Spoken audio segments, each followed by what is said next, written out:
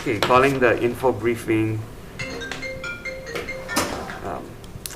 for Ways and Means and Committee on Energy, Economic Development, Tourism, and Technology to order.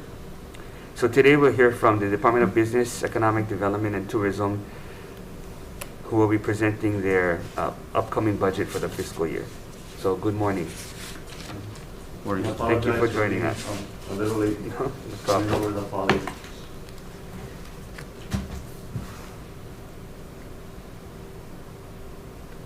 Would you, at this time, Mr. Chair, I'd like to ask, our Deputy Chung Chang to just briefly introduce members of our DBED team. They'll just give their name and a very, very short synopsis of their budget. But we'll open it up later to them for questions and answers and anything the members may want to share to them. But it's a way of introducing, the team that worked on this whole budget together. So I'll turn it over to our deputy.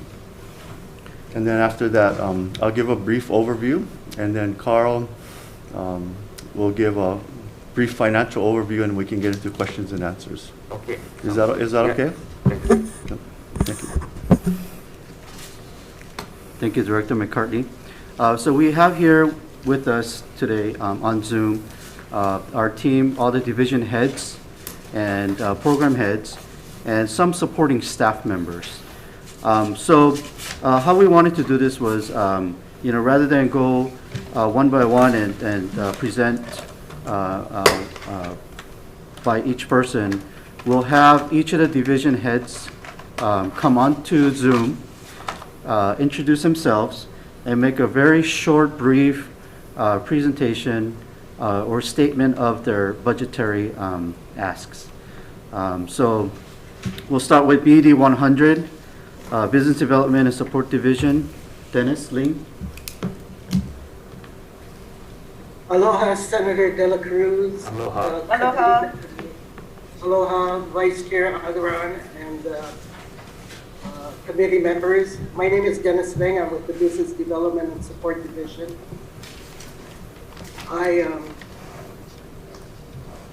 Our division has been cut by about $1.4 million, and most of that money is used to attract businesses to Hawaii, as well as to promote trade and export promotion, and also to help us get federal grants. One of the priorities of the division is to secure federal funds for our projects.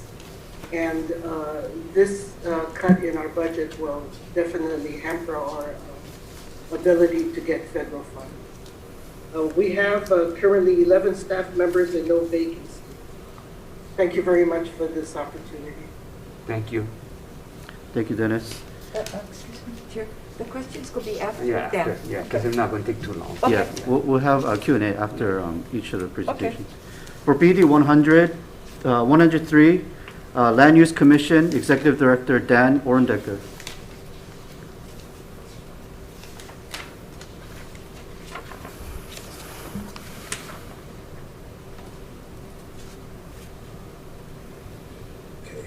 We'll come back to Dan. Thank you, Mr. Dan. Mr. Chair. I'm sorry, I was having some technical difficulties. BD 103's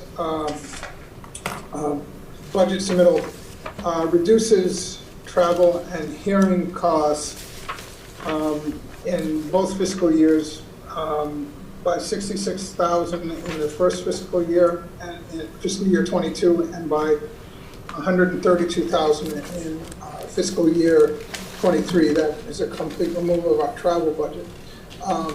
We are able to absorb those cuts only because of the governor's emergency proclamation. If that emergency proclamation either ends and we have to hold meetings in person rather than by Zoom, that will pose a difficulty. But assuming that there is some change to Chapter 91 and 92, as is being currently discussed, we will be able to handle these budget cuts. Thank you. Interesting. That's good. Thank you, Dan. For BD 105, Creative Industries Division, Division Chief Georgia Skinner. Aloha and good morning, chairs and the members of the committee. BED 105 has some position cuts intended for abolishment, which does impact the operations of some of the statutory functions. We have projected 20% cuts, and with that, because we're doing a lot of digital pivot, particularly in the area of performing arts and our digital media areas, it's important to us to go after federal grants as well as, our BED 100 team said. So we are currently partnered on an NEA grant, R-10 grant, with Hawai'i Theater Center and the City and County of Honolulu to be able to digitally complete the retrofit there and really help our beleaguered, unfortunately, very impacted performing arts sector. So currently, no budget requests. However, we do have a bill coming up that we would like to obtain a ceiling for $500,000 per year, and that's for those independent film productions that are below the $200,000 threshold, and those are not subject to the film tax credit. So something to help our startup community in the creative areas. Thank you. Thank you. Thank you, Georgia. Next, we have BD 107, Foreign Trade Zone, Administrator David Sekink. Good morning, Chair Dela Cruz, Chair Hawai'i, Vice Chairs Keith Venturan, and Ms. Alicia, and members of the committee. My name is David Sekink, and I'm Administrator of Hawaii's Foreign Trade Zone Program. I'd like to thank the committees for your continued support over the years as the Foreign Trade Zone entered its 54th year of operation, serving and supporting the international trade sector of Hawaii's economy. I'd like to note that the Foreign Trade Zone is a fully self-sustaining program. We generate all of our own budget and rely solely on our special funds to support our operations and maintenance of our 75 offices that we have here and 6-acre warehouse facility at Pier 2. FTZ is not requesting any adjustments to our budget this year, nor are we asking for any CIP funds. I want to thank you for your time, and I am available to answer questions. Thank you. Next, we have BD 113, Hawaii Tourism Authority, President and CEO John DeFries.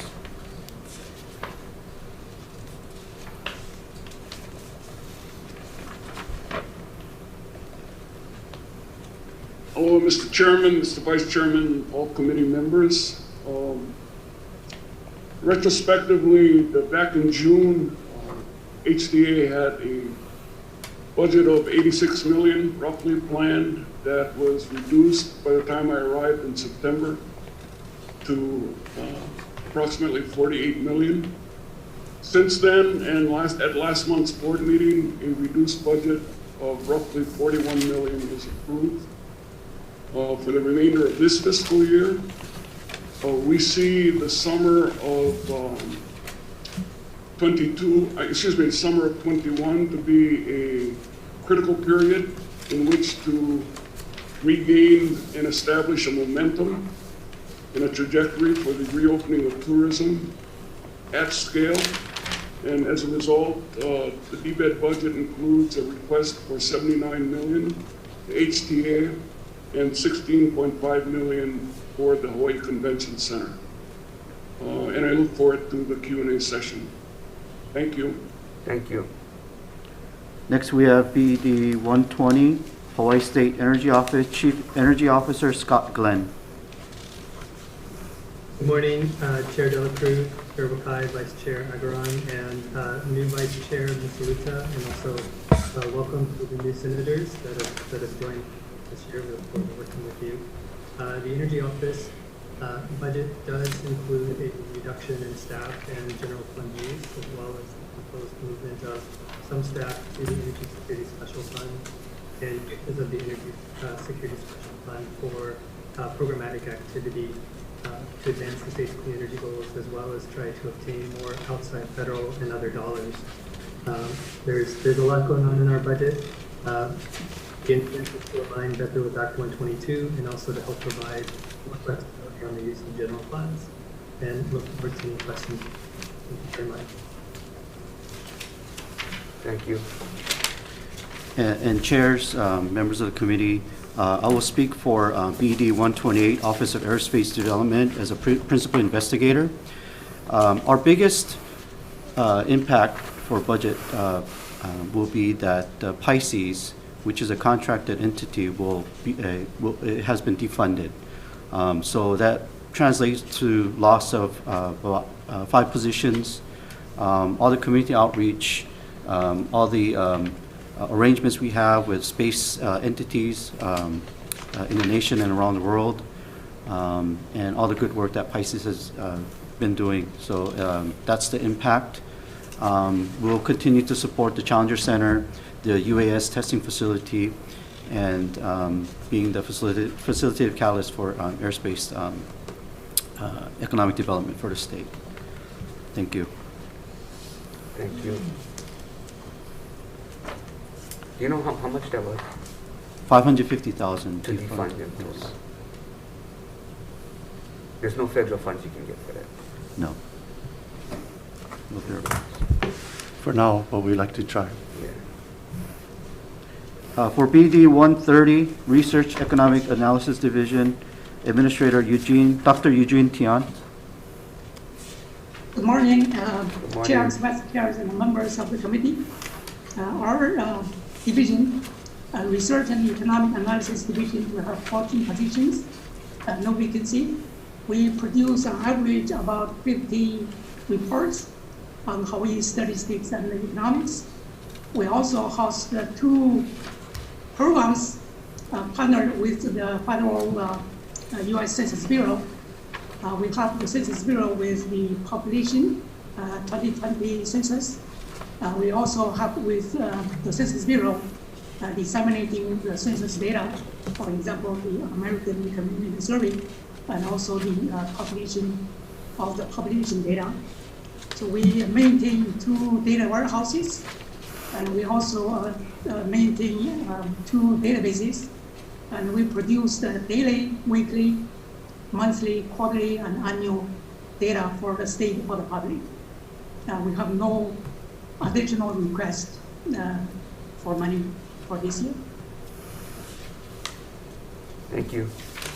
Thank you. Next, we have BED 138, Hawaii Green Infrastructure Authority. Gwen has to make a presentation to another committee, so she'll come back and we'll come back to the BED 138. Okay.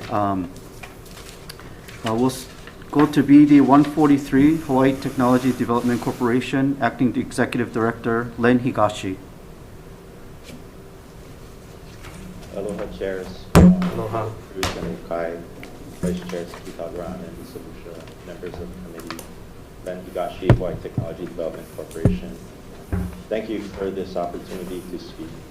We've been very focused on, especially in the light of COVID, assisting the recovery with tech-enabled jobs, focused on e-commerce, digital marketing, webinars, upskilling our workforce.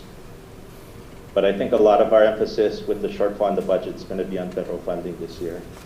We've been fortunate and been able to secure a number of federal grants. I think with the challenges that we have in the state, this is going to be really important. Some of them do require match, and those are considerations that we're heavily considering.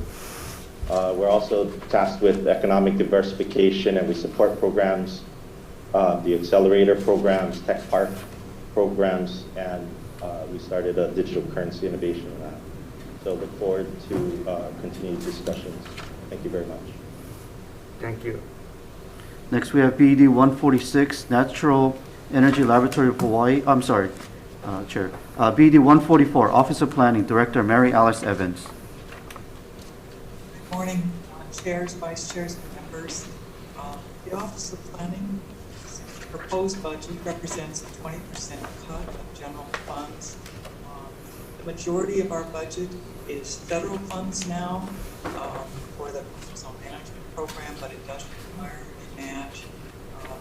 Our budget also was proposed to eliminate 4 positions that were defunded by in FY21. There's a negative impact to losing the position count because it doesn't generate savings, but it does limit our ability to quickly stand up federal funds with existing positions funded by federal funds. We've been able to move forward with our sustainability program, our coastal zone management program, our transit-oriented development program. Despite the pandemic, we've been able to support HIEMA in COVID-19 activities, especially with our GIS program, which is small but a critical part of creating databases that help with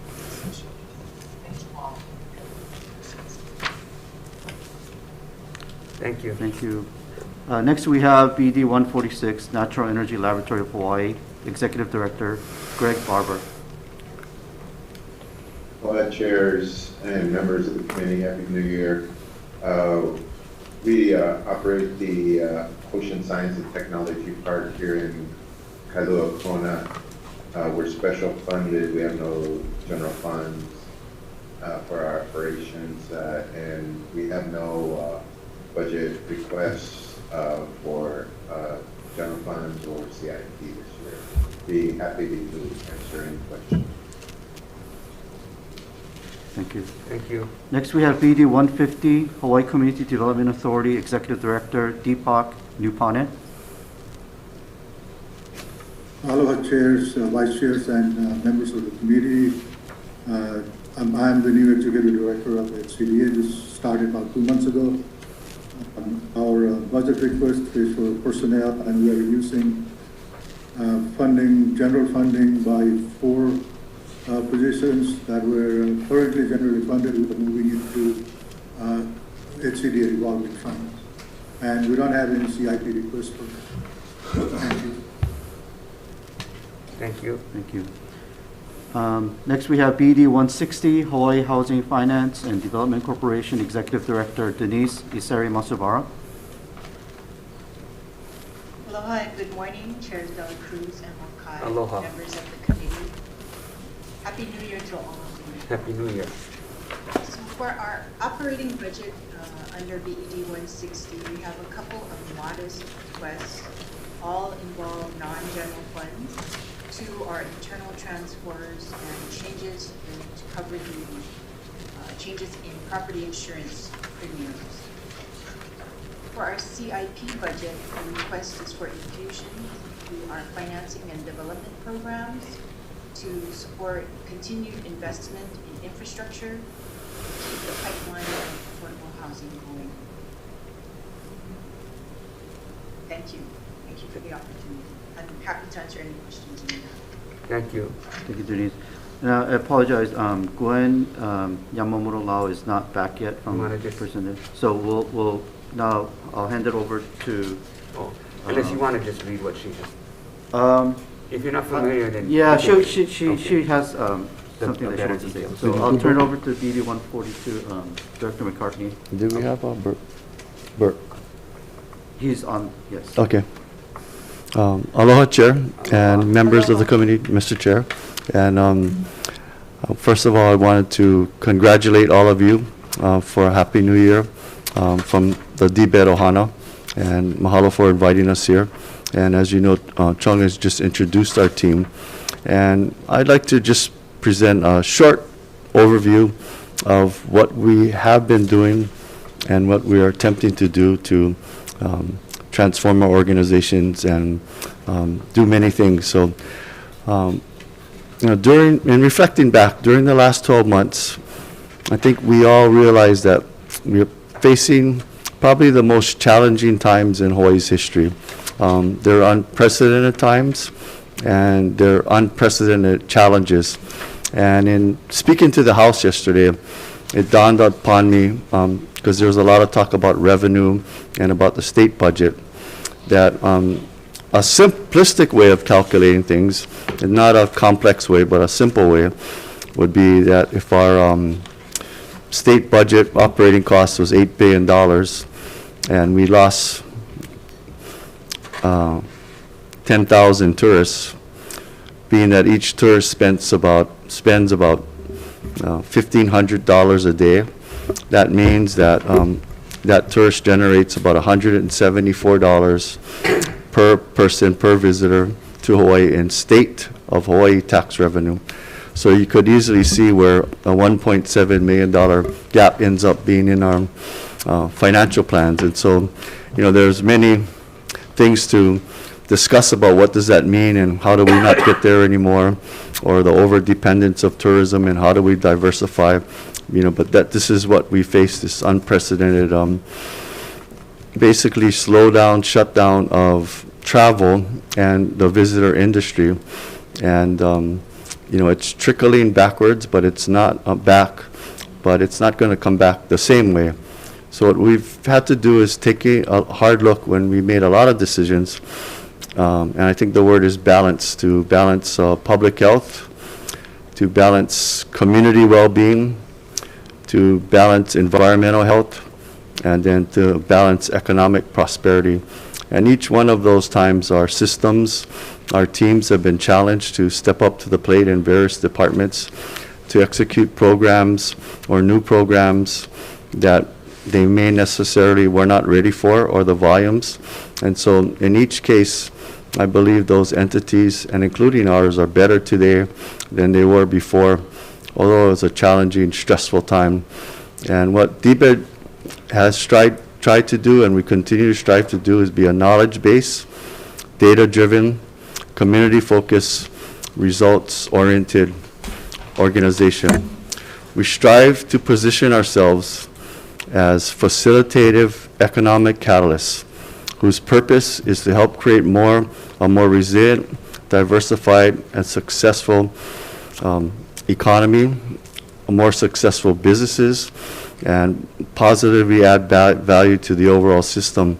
And there's a wonderful YouTube that describes the nature of work that we're striving to do, and you'll hear some of that reflected in a new entity that we're creating, the economic, a team called the Office of Economic Innovation. And the essence of it comes from a gentleman named Ernesto Soroli.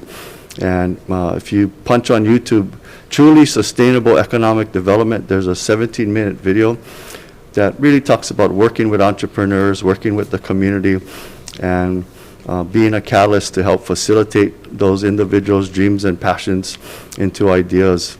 And so, that's one of the things that we want to shift as we go forward within DBED. So we want to just go beyond programs and resources to become a place where we help, we support, we have knowledge, we create and grow business, and it's on a personal level, not just a programmatic level. Currently, we have 5 divisions, 6 attached agencies with various degrees of autonomy, over 1,200 statutory provisions. I haven't counted, but multiple rules, regulations, policies, and procedures. We do have binders for each one of those, and we can look and see those binders with the statutes, the rules, the regulations, and executive orders that govern how those 15 entities operate. So currently, DBED is a unique organization where we have about $301 million of funds for about 315 positions. They're not all full, but they're positions. And they 9.8% of that money is general funded. 82.2% of that 300 million is special funded. 3% is federal funded, and about 6.5 are revolving funds. We do everything from research, studies, business support, travel, tourism, military, construction support, technology, research, affordable housing, financing, community development, land use, film, creative industries, clean energy, zero emission, sustainability, enterprise zones, census the U.S. Census program, education, innovation, and much, much more. So we view 2020 as a year of change, and to, I think, quote a song by Jerry Santos called Kua Homeo Kahalu, where he says, change is a strange thing. It cannot be denied. It can help you find yourself or make you lose your pride. Move with it slowly, for on the road we go. Please do not hold on to me, because we all must go alone. So we've been looking at that theme and looking at ourselves internally to say that, as the world changes and the economy changes, DBED must change. And so the kind of change that, I'm committed for is the type that will stick, that goes way beyond myself as a director, who will be there about maybe 700 more days. But how do I help them create the capacity, the trajectory to deal with the issues not only of today, but the ones that come up in the future, where they'll have the flexibility and autonomy, some resources, some support to get things done and attack different problems as they emerge, and also let go of things that maybe aren't working anymore. And we want to work with you this session and the one to come to try to set up a working model where we take a look at those 1,200 statutes and say, do we need them all, and how can we maybe retune some of those and try to create a more nimble organization that would start supporting, the economic revitalization in a more active way, a more diverse way, a more balanced way, and to help to broaden that out. And so this year we had to do a lot of things, and it made us stress. Stretch, not stress. Causes some stress too, but there was positive stress. Everything from beyond recovery and trying to understand what happened when the virus first started, to the Safe Travels program, to doing 4 bond issuance, quite frankly, in the last 4 to 5 months. Especially Eugene and myself got to participate in the regular GEO bond offering, the GEO bond offering that occurred to borrow the $750 million to pay down some of our operating costs, the airports, GEO bond offering, and the harbors. And we were quite impressed by that, but quite nervous, because a lot of it depended upon the tourism economy and on the representations that we made about when it and how it would come back, so that the bonds would be paid off. So I think we did pretty well in the environment that we worked in. And then we had to deploy a lot of CARES money, thanks to all of you. And we did a lot, from workforce development programs with the EDBs and people like Kupono, fishing subsidies for all the longline fishermen. We had these pivot grants with the Chamber of Commerce to help people pivot into more technology as a business. You helped us with this PPE manufacturing grants that Len Higashi gave out to local companies to stretch themselves in manufacturing and gain confidence, and yet produce material that will be needed if we run short. Then the Hawaii restaurant card, $75 million of cards went out there, 150,000 cards, and I think a very successful program, again with the chamber, and we're proud to have made that happen. We had a small Hawaii Broadband initiative on telehealth, and I think we did some other things too, like putting in wireless broadband in places like Bumpy Kanahele's place in Waimanalo, where we got some new frequencies from the FCC and helped them install wireless broadband. Now the children who live there don't have to go to Starbucks and do their homework. They can just do it from their house. And that was pretty amazing, watching that in Waimanalo transform. And then I think our rent relief program, although it was very challenging, Denise took it on and saw it through. And if you haven't seen it yet, I think there's a wonderful article in Forbes magazine that just came out unexpectedly, saying that it was probably one of the best things people did with COVID money around the country. So although it had problems, I think it was a shining example. And so I talked a little bit about how at the same time we're trying to reinvent ourselves as DBED 2.0, and the idea of creating an Office of Economic Innovation. I believe that we can do it with existing statutes on a temporary basis now, using existing resources and moving them around. So I see Chung, I see Scott Murakami, and we have another person that we hired, Lauren, as being the key individuals to start that up.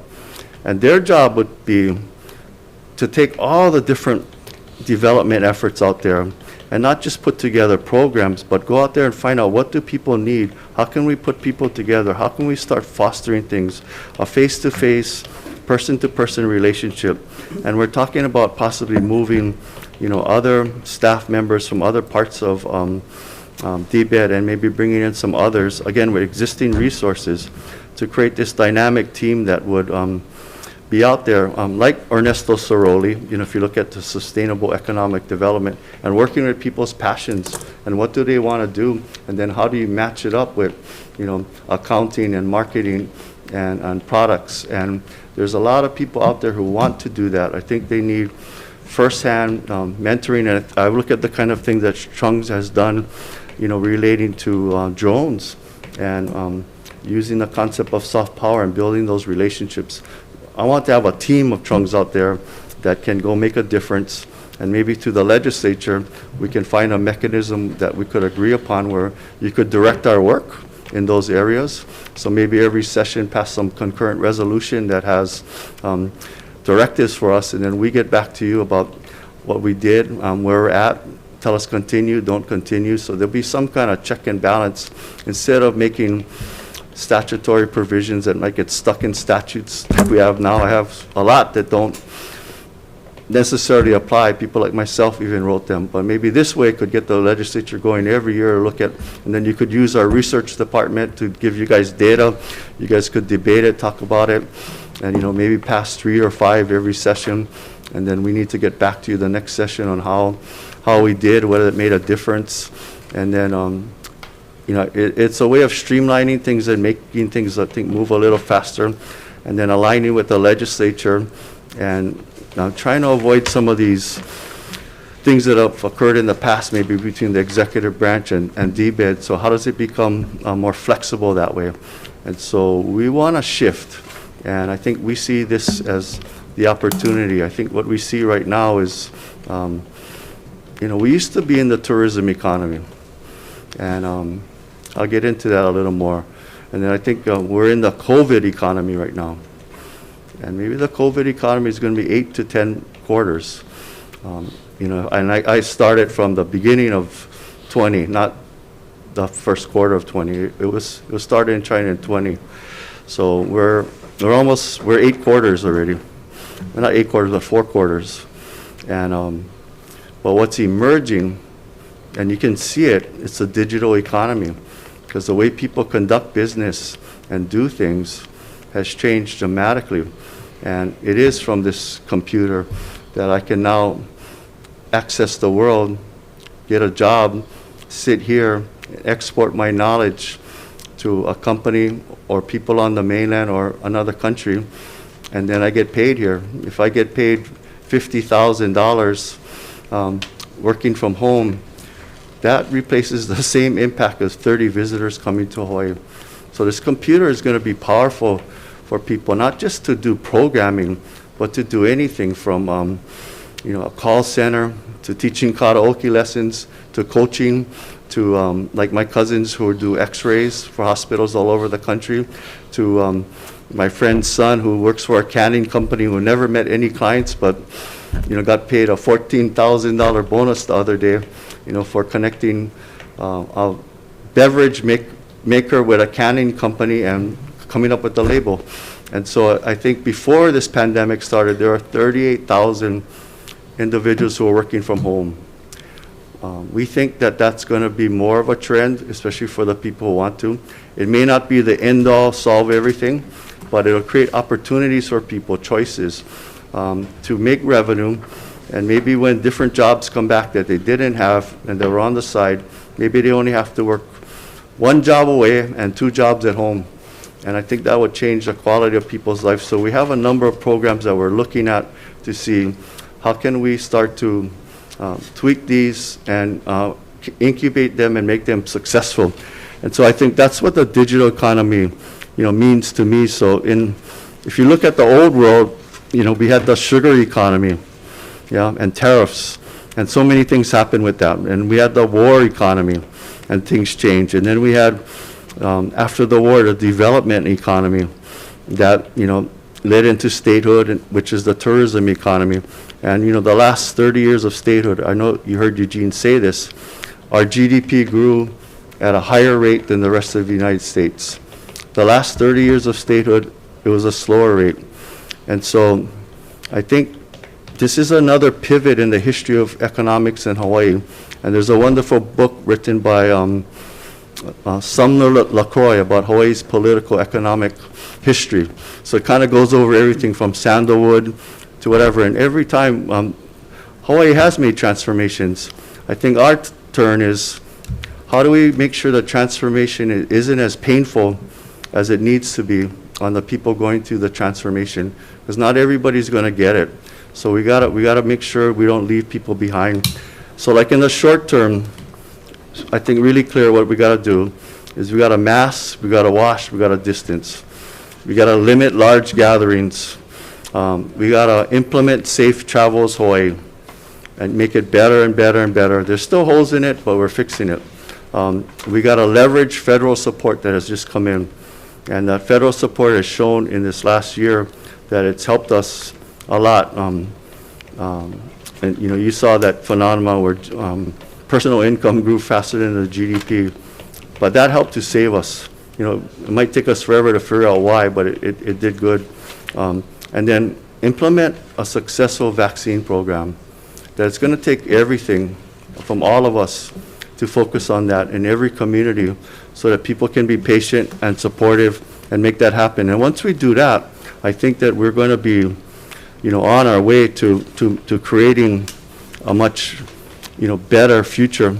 And so from there, you know, we need to just keep going.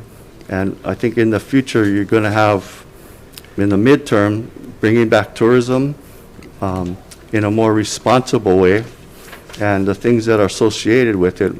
And in the long term, it's leveraging the federal opportunities that are coming in development, like broadband, like clean energy. I think we're going to share with you some investments we have in ag, because ag is changing. It's not just the old ag. There's new technology coming with it. Things like Texas, they're doing a lot of things. And so we're not saying we need a lot of money. We might need a pot of strategic funds like you gave us. Thank you very much. And I think Chung will go over what we're doing with some of that money. Like we funded some of the movers and chakas with that and the different programs. Well, we funded an ag program with that. And there's other things that we're looking at. But every year, if we had a fund like that, so we know we could plan, and maybe you guys pass something by proviso telling us, hey, here's the focus, then come back and report to you. So it's beyond just me, beyond just you, that it's the way the legislature and DBED work together going on into the future, cut to the chase, have the debate, the research, and then go forward in it. And so, you know, I'd like to co-create that bill with you guys this year, not make it the governor's bill or the House bill or the Senate bill. Maybe it could be everybody's bill. And we can tweak it, and maybe it doesn't have to go into effect right away. It can go into effect July 2000, you know, the following year. If there's any tweaks we got to fix, we can fix it during session. But in the same token, we stay on track. We keep working on it. And doesn't mean we're not going to keep implementing things. So we want to be careful that we're able to implement and keep going as we reform ourselves at the same time. So DBED 2.0 is going to be about balancing, you know, getting the short-term stuff done for the long term. And then the long term is going to be clean energy, you know, the infrastructure for affordable housing and putting that in place, broadband, and putting those types of things in place so you change the trajectory big time for the future. Because if we're going to work from home, then we need housing. If we're going to want to have a competitive society, then it's going to be education. So, you know, we're working close with Alan's group and, you know, the school facilities fund, because I think that goes together with the redevelopment, right? So, and maybe you guys might want to think about merging or moving different things around. The only thing I say about moving or merging departments, you got to just give it time so it can execute. Because, you know, like we only get 700 days left. We got to do stuff, and we got to bring the team along. So, you know, on any of those reform mechanisms, you know, I learned a lot from the past. I used to pass bills upon approval, but it's the people too, right? So we want to work with you that way, because not going to have enough money and to do everything. And so we're going to have to make hard decisions. And on that light, Mr. Chair, I know in the past, we may have had some differences or miscommunication, and I'd like to share that with all the senators here. And, I want to put that behind, and I want to just work together with you, about what we're going to do going forward. And so if I made any mistakes or hurt any of you, that wasn't supposed to be like that. Can we just move forward from today on and try to work with each other, because it takes too much time to point the finger or say this or say that, and I'll be the first to say that I have a lot to learn, and I go try to be better at who I am as a director. I know it's a responsibility to communicate and to work with you, whether we agree or disagree. And to me, the how is what matters. And so as long as we treat each other and treat our staffs in a way that everyone, I think, knows how to, then we just keep going forward. And if there's a problem, we go just talk about it and fix them and then go forward, because too much work to do. And I don't want any of the past to get in the way of the potential opportunity for our future. So, Mr. Chair, again, I'm not perfect, but I come to you to say I want to work with you and your members and do it the best we can, and especially as a former member of this body. So I want to thank you for your patience, your understanding, and giving us some room to, figure out how to work that $15 million. I think you'll be proud of what Chung's reporting. We still have more available money. And yeah, we're not supposed to spend all the money in a half a year. That means we never think it through really well. But we have some good things, and so maybe I'll turn that part over to Chung, that maybe we can get a quick update about what you've been doing with the 15 million. And he's been using that as a building block to build DBED 2.0.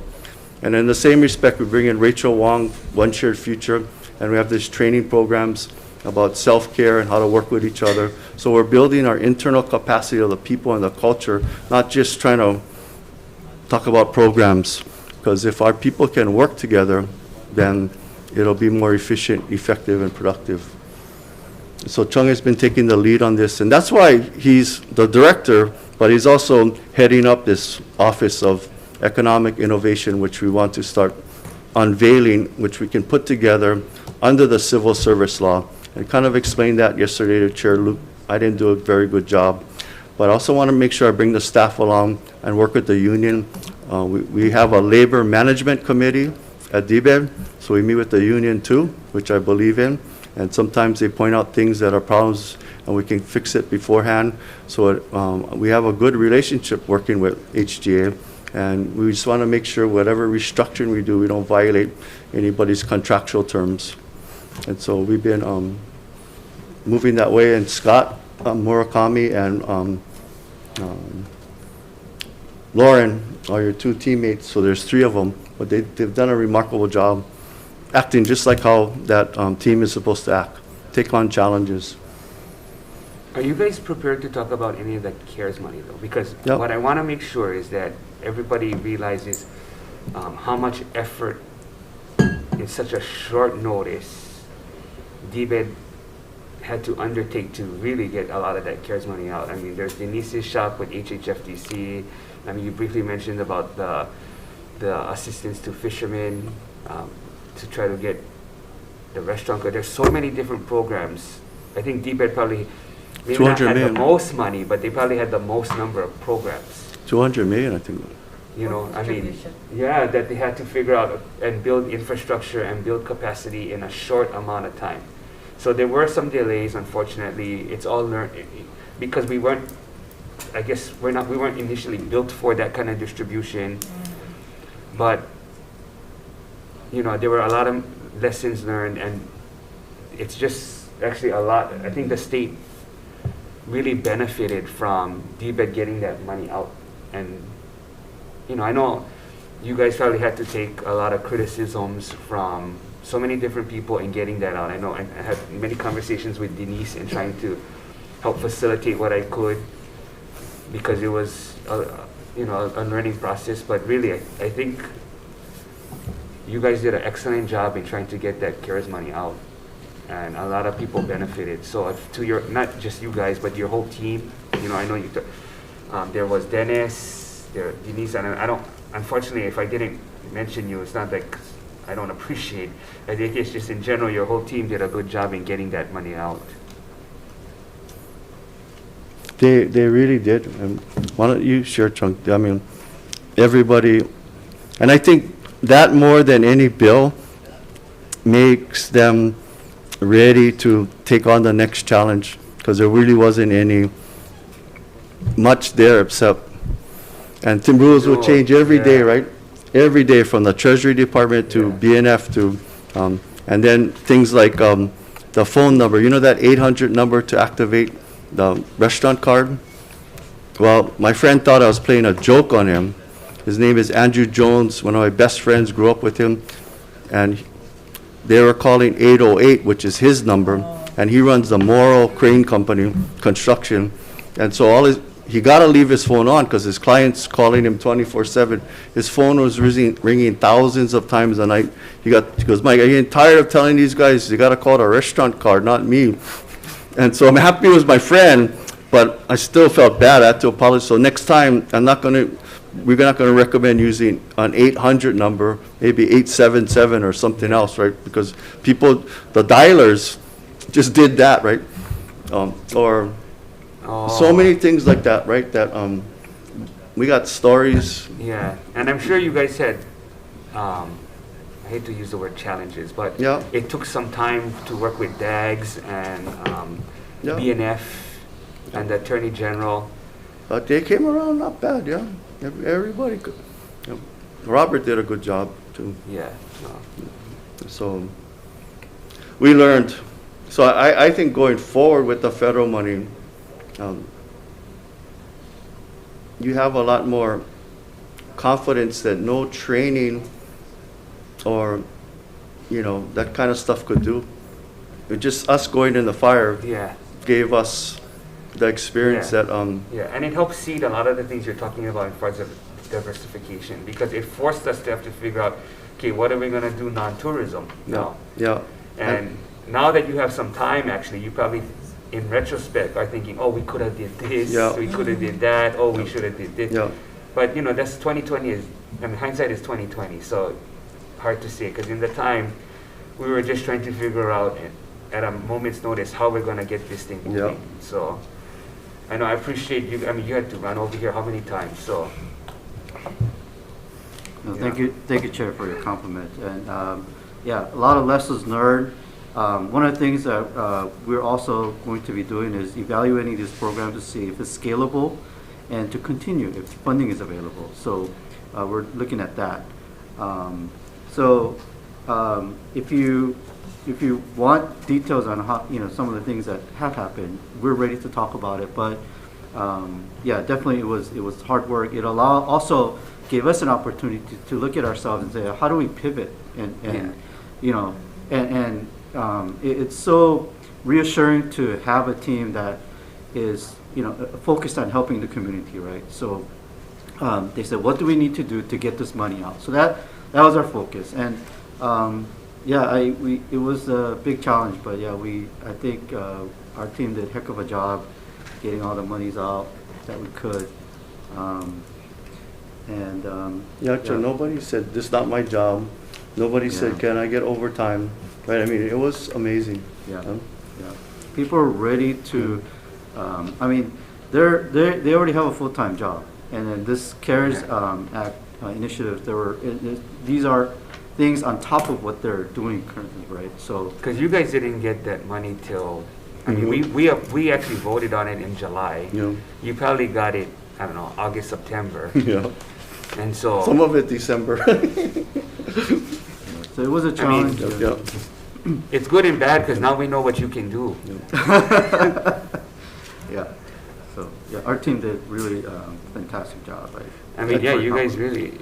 And just to hear the people say thank you, or going to a restaurant and just ask how it's going and seeing the people do it was pretty meaningful for everyone. And the partnerships with the chamber. I mean, you guys created a lot of quick partnerships. It was But your CARES funding though went to several other agencies within DBED, right? Yeah. Oh, yeah. So, Yeah. so are you talking about the lump sum or the individual CARES funds No, that both. went into? Both. Oh, okay. Because they had to coordinate all of it. I mean, HHFDC had a bunch, Dennis's shop had a bunch. I think there's some other Yeah. areas that had some So a money. lot of people like me, we had to sign off on the due diligence, the contracts, the attorney's gonna check it, but then our name is the one, on the document, right, to certify whether. And so, but it got us to be able to work with a lot of different groups in the private sector, explain how we do business, can they help us, they explain how, so actually it was invaluable. So can you explain then with the CARES Act, has it truly been extended then? And No. so No, it no, wasn't no. extended at all? No, it's two separate things. So the monies that they had, that we budgeted in August, right? Right. That expired last week or 2020, 2 weeks ago. December. Last week, December last week. 15th. The December. Yeah, so now when we get the new package, that'll be a second package, which I think the details are still forthcoming. So when they have that, unfortunately, as we see what the deadlines are on those CARES monies or those new funds, then they'll have to figure out a program to work within that timeline. Because I don't think the details of the timing of those, how much money we're going to get exactly for which program, and the deadlines of when those money need to be spent. So what was the deal then that Congressman Case and Schatz, when they reported to us prior to the new monies coming in, that they were allowed to extend and expanded our expenditures to 2021. Well, She's shaking her head. So Yeah. there are some Maybe CARES some- Act money that has Yeah. been Well, extended. maybe some money got extended, Or encumbered. Yeah. but I think it's more resting with like General Haro and some of those things. But I think the majority of the money that didn't get spended, Went to you UI. guys had already put in a Okay, so program to in have the money. particular, can I ask then about the CARES extended money for the rental housing assistance program? So has that been extended? So the monies have been encumbered. We have to project out the total expenditures. So the monies that have been projected to be spent for rent based on the applications received was already encumbered. So we have that money fully encumbered, and what the nonprofits are doing right now, they're still dispersing checks Okay. based on the landlord verification process that is still going on into the first quarter of 2021. However, all the monies have been encumbered. Oh, okay. The rest of the money is on its way into or have been deposited into the unemployment trust. So you don't have a carryover then? No. Oh, okay. And is that true for the other areas then, that has CARES money? Yeah, yeah. Because it went into the unemployment, most of it went, Senator, as I understand, into the unemployment insurance fund. Okay. Yeah.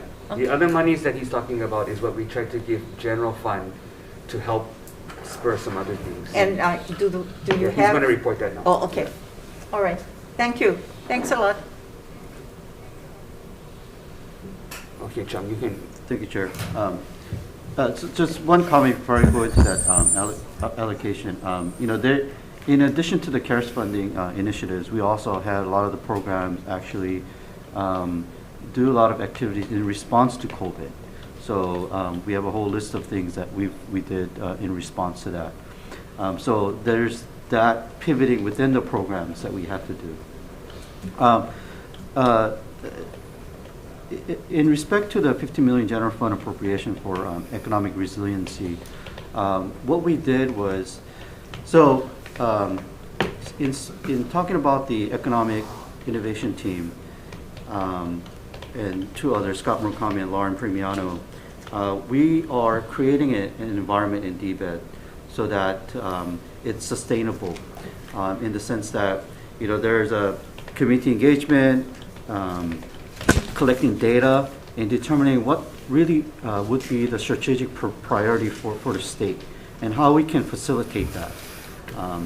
So it's a very different approach than what we're used to, but I think it will allow us to work closely with the legislature and the community to really prioritize the things that we need here in Hawaii.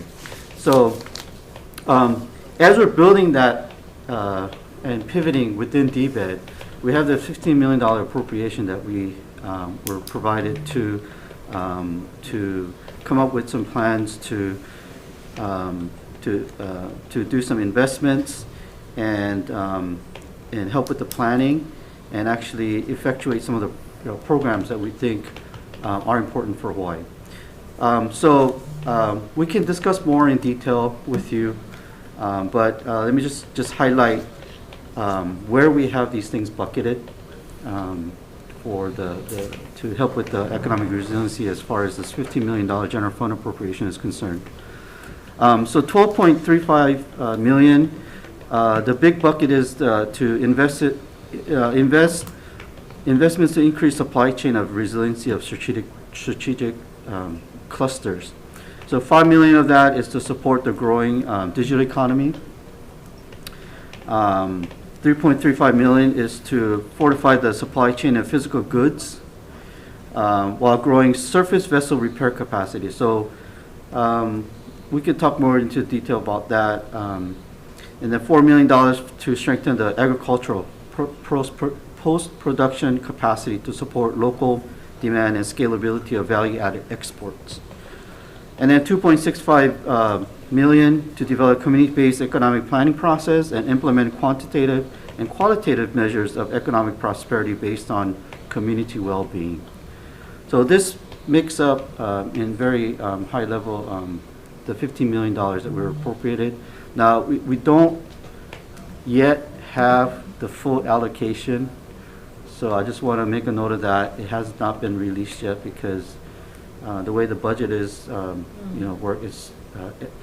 entire funds have not been released. So we have made plans for it, and those that have been released, we're prioritizing for the release of those funds to particular buckets that we have.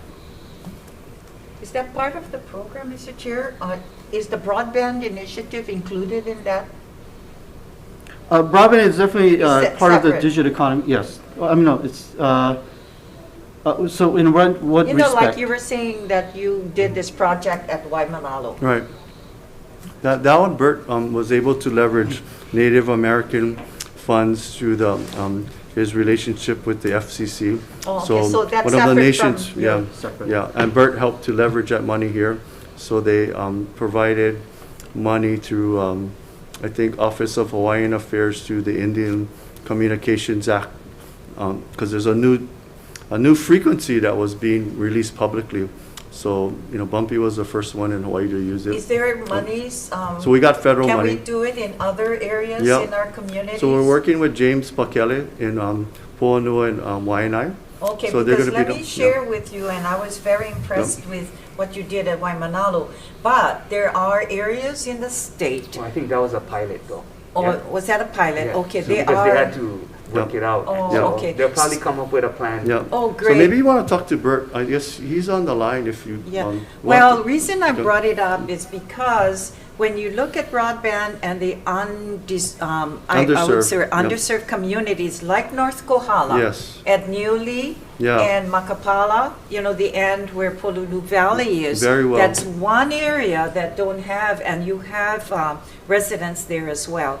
And then you go into south of the Big Island, beyond Naalehu, that's there's pockets. So I hope that when you do your planning, that division or whoever is going Well, to be why don't we responsible let- come up with a Why plan. don't we let Bert just, Good. Yeah. We'd like to hear from him then. did he get back? Bert, No. He's on. Bert, are you on the line? Yes, aloha, aloha, Hello. chairs, vice chairs, and members of the committee. Happy New Year. I really appreciate the opportunity to share with you what we've been doing with broadband, and to what Mike was referring to. What we did in Waimanalo was really a pilot. I mean, and it was done to show that we could actually get something done with the support from other nonprofits, and one of the major nonprofits that was instrumental in getting Puhonua Waimanalo started was the Internet Society. So we were able to get that done, and it was a showcase so that others could start to see the potential of this. And one of the things, many of you who are on both committees have attended the Broadband Hawai'i, which today was our 41st meeting. So we've been consecutively meeting every Wednesday at 9 o'clock for the last 41 weeks since March. And what has happened, and as Mike has described, is that we started to convene this just to address looking at closing the digital divide and how can we bring together resources within our community to accomplish that. And it involved the carriers, it involved many of the philanthropic groups, the education, we had UH, DOE, and that the Hawai'i has grown from 20 people to something like 250 on the mailing list. So anyway, what has happened, and Senator, to speak directly to what you just brought up, other communities also recognize the benefit that could be realized if their community were recognized as being needy for the underserved and unserved areas for broadband access. So on a couple of fronts, I mean, the next one we're going to do is Pu'uhonua Waianae, which Director McCartney said we're directly working with them. James Pakele, we actually got funding to the tune of something like $159,000 through funds that were contributed to by the Internet Society as well as Weinberg. So that is moving forward, and we're going to be doing something very similar like what we did up in Waimanalo. We also included areas like Molokai as well as Kipohulu, and we're looking for feedback on where can we also now extend this. And we're working with Hawaiian Tau, we're working with Charter, we're looking at other communities that would be recipients of this infrastructure. So we've shown that it works. We've shown that if people come together and identify where the need is, we can bring the right resources to the table and get it done. And now with the federal monies becoming available through the Consolidated Appropriations Act, there is opportunity to work with Department of Hawaiian Homeland, Department of Transportation, as well as the carriers, who can also apply for deployment of infrastructure to rural communities. But in their application, they need to team with the state. So we are definitely positioning to provide that coordinated effort to achieve our common goal, which is, and it's sort of stated in our digital equity declaration that I'm working with Senator Wakai to come up with a resolution which helps to elevate everybody in Hawaii to a level of digital literacy. Not only literacy, but access as well as literacy, so that all of Hawaii can benefit. Bert, I don't mean to interrupt, but if I guess your question is there going to be a statewide plan, and when is that plan going to be completed? Because she just wants to see if some of her areas that she's concerned about is going to be in the plan. So to answer your question, the Hawaii Broadband Strategy Plan for 2020 was published. So that includes 4 major overarching goals.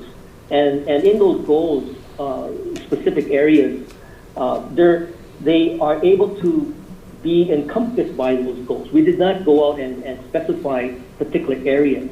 But as we continue to develop these projects through this coordinated effort, we're looking at making sure that where those communities are of need, we would include them in the plan as they are part of the overall goals. So in your timeline, when do you think you're going to get down to that level of you having to choose the specific locations? Because she's trying to figure out when she can help participate and make sure she provides her input on behalf of her community.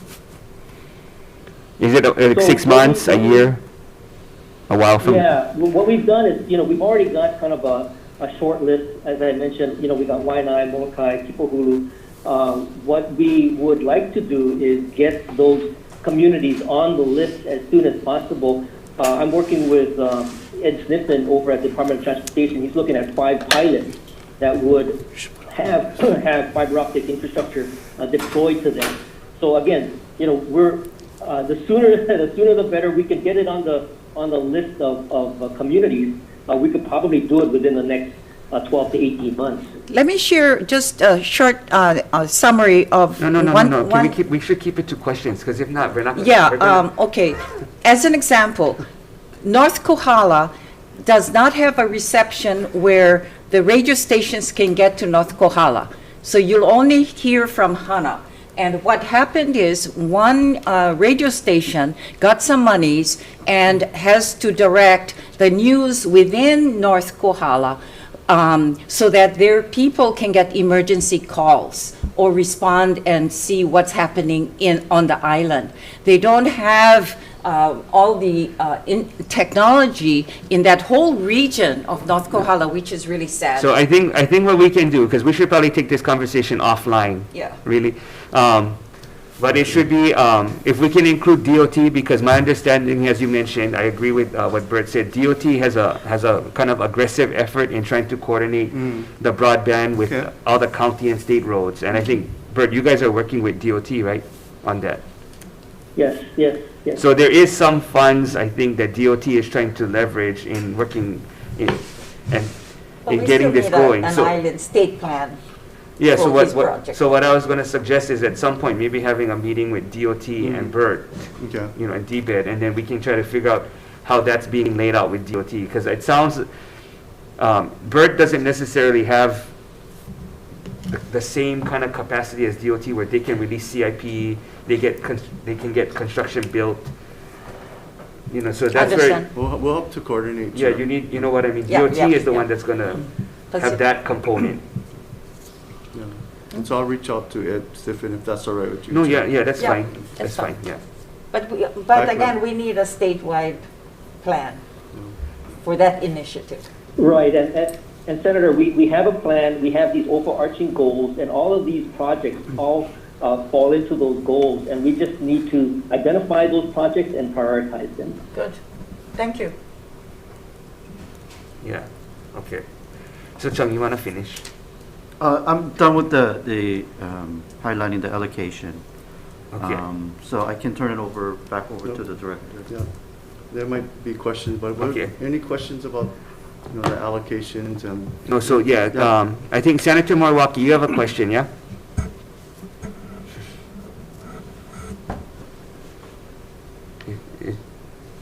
Senator Moriwaki. I'm muting. Yeah. Okay. Thank you.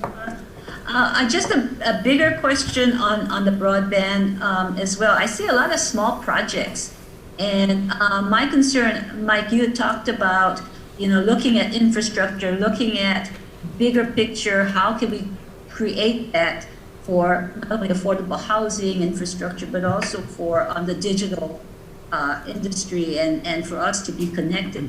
And I know, Bert, you had initially said you needed $10 million, and this was a couple of years back, for that cable landing. But if you don't have that, how are you making all these small little projects as pilots, and how do they all connect? So I just wanted to know how much Mike and folks are supporting getting the cable landing, because to me that is critical if you're going to be expanding to all the islands.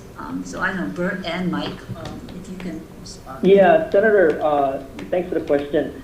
So, as Mike mentioned, we continue to work our regular jobs, and then, the Broadband Hui was part of an effort to bring, community voice into the effort to move broadband forward. And I did submit a grant application to the EDA to the tune of like $38 million for cable landing on each of the neighbor islands, Kauai, Oahu, Maui, and the Big Island.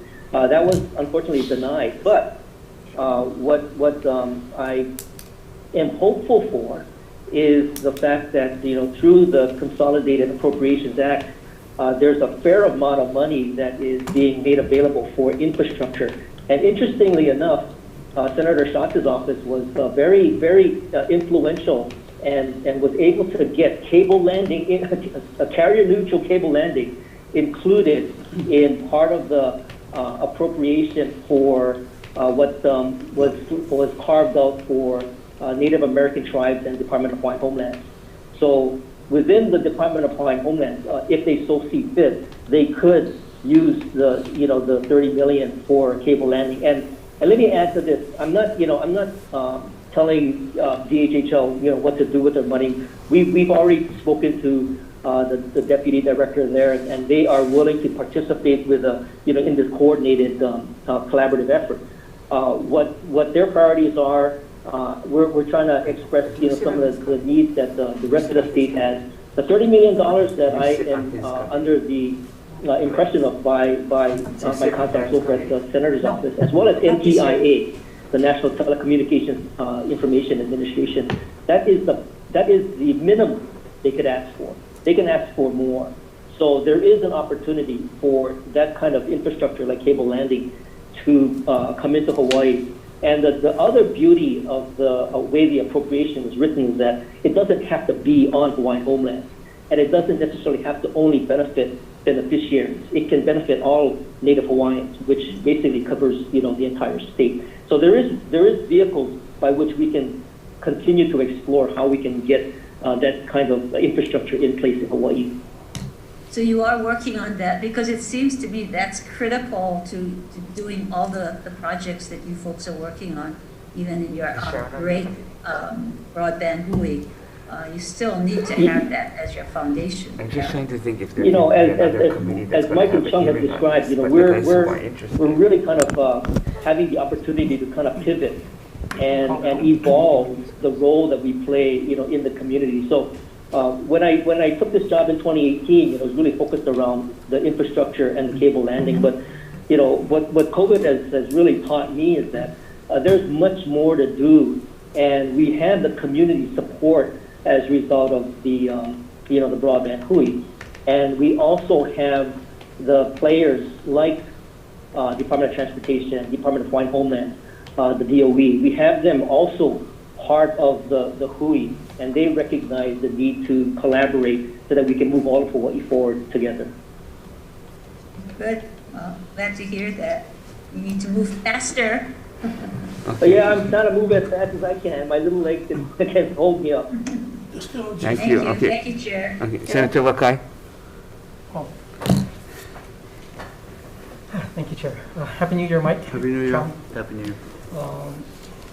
Mike, I appreciated you talking about the future and what's in store, but I think what's missing from the discussion today is what are we doing now? I mean, we should have had something in place last year. And one of the few areas I see is an area where Hawaii can and should be global leaders in is in aerospace. But I see your budget that just pretty much decimates aerospace out of economic development. Can you kind of help me understand, like, how is it you can talk about the future of drones, space, potential satellite launches, and at the same time you pretty much get rid of everything that supports aerospace in the state? Well, can I start a little bit, and then Yes, can you please. go deeper? Director.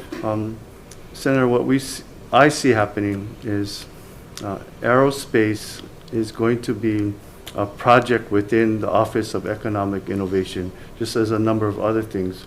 And it will be just as vibrant and us committed to it as anywhere else. And I think that's why Chung is there, because then he will be the lead for all the special projects that we have in there, like aerospace. So, one of the hopes and dreams is moving aerospace into that slot, so it has a more permanent home. It has some stability of funding and direction, which includes Pisces, by the way. And I think Pisces is an important piece of it. So we don't have any intention of just leaving it on the side as a program that might get cut away. We want to encapsulate it into that concept of the Office of Economic Innovation, where teams of people will have responsibilities of working on different things, including the marketing and communication to the actual development pieces. And so it's like a big project management team, and maybe you can go a little deeper. So I think aerospace could be even more successful than just having one person. We'll have partners now. Yes, Senator. Thank you, for all your support and your comments. And we're going to move resources that we have. So not necessarily actually have more positions. I'm going to try to move resources and people there and bring in new people and try to make it work from within. So, aerospace, trying to tackle multi-billion-dollar industry worldwide, nationally too, it's very difficult as a one-person shop. And so, I agree with you that we need to do more. And I think the way we're envisioning DBED, I think it'll provide more support. Although right now, a lot of things are on pause. We had so much that we wanted to do, and a lot of things because of COVID, travel restrictions have put a hindrance on a lot of things that we wanted to do. As we develop this economic innovation team, we're going to have more support, personnel-wise and probably funding-wise, to work on aerospace. So that's. But you had two entities up until, you still have two entities, OED now and Pisces. Both of those are going to apparently disappear into this Office of Economic Innovation. I understand that you're going to have some level of interest in continuing aerospace, but to me it sends a clear message that DBED is no longer interested or de-emphasizing the importance of aerospace by putting it in as one of many missions to be done by the Office of Economic Innovation. Can I talk about the OED director? I remember yesterday, I think it was you or Mike were mentioning that the OED director is now Scott Murakami, correct? No. I think that was unfortunate miscommunication. She's hired as Office of Innovation Specialist, but we used that position that was there to put him in that place until we find another vacant position. But the money from the OED director is being used to pay Scott's salary, correct? Yes, it is. Right. And speaking about that, why Scott is doing workforce development, from what I understand. Well, that was one little piece that he's doing, which came up yesterday. But please go ahead. So, Department of Labor already has workforce development. Yes. Why do we need to have workforce development within DBED? Yeah, we're not taking away their role. We're actually helping them develop these 3 programs, and then the goal is to turn it to them. So we're more like their development arm, and I think there's an understanding to move some of those 3 initiatives that we're working on to them when it gets to that stage of are they successful and worthy of them being there so that they can help it on an ongoing basis. Chair, can I just ask a question regarding your comments, because I really support the aerospace project, before you jump to another one. So are we saying that the Pisces program and the headquarters in Hilo will be closed? No. They won't have money to do anything. No, but you're consolidating into a program that you just responded to the chair about a consolidation with aerospace.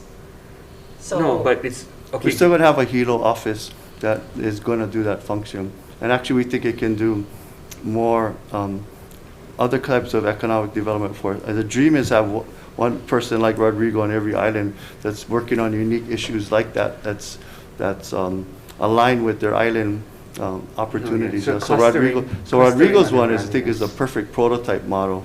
Yeah, but his funding is only up to the end of for July 1st, right? So I think we're committed to trying to find that kind of money, because it's that's federal money, and because going to RCUH. Well, so we want to find other sources to match that and go forward with that way. I told him that we want to make sure. But per the chair's comments about the aerospace office, it's a combination, right? Because Pisces is in aerospace. Pisces is under OED. Yeah. So what you gonna do with aerospace then? Well, by statute, we're Pisces was on schedule to be a separate attached agency of DBED. So that was in process. Okay. Yeah. Thank you, Chair. So wait. But you guys, Pisces getting defunded, right? The 550 million? Correct.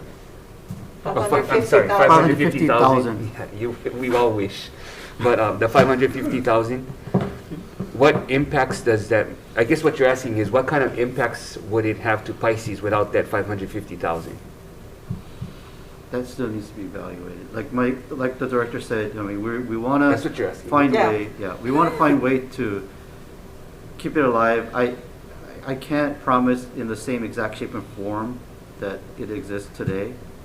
It still needs to be evaluated. Okay, because that initial cut was not part of your proposal, right? The department's proposal. Certainly That was was not. after review from DNF and the Okay. Gov's office. So, Yeah. so they're having to, they won't have all the answers to some of the questions on the cuts because they didn't make the final say on And we those want to go cuts. back and fight for it, and they know Okay. that. So we have Yeah. our work to do Yeah. on our Yeah, end. so Yeah. it sounds like they have a two-pronged approach where, what like the director's saying, they're going to go back and try to get some funding, right? Or they're going to try to find other means of financing.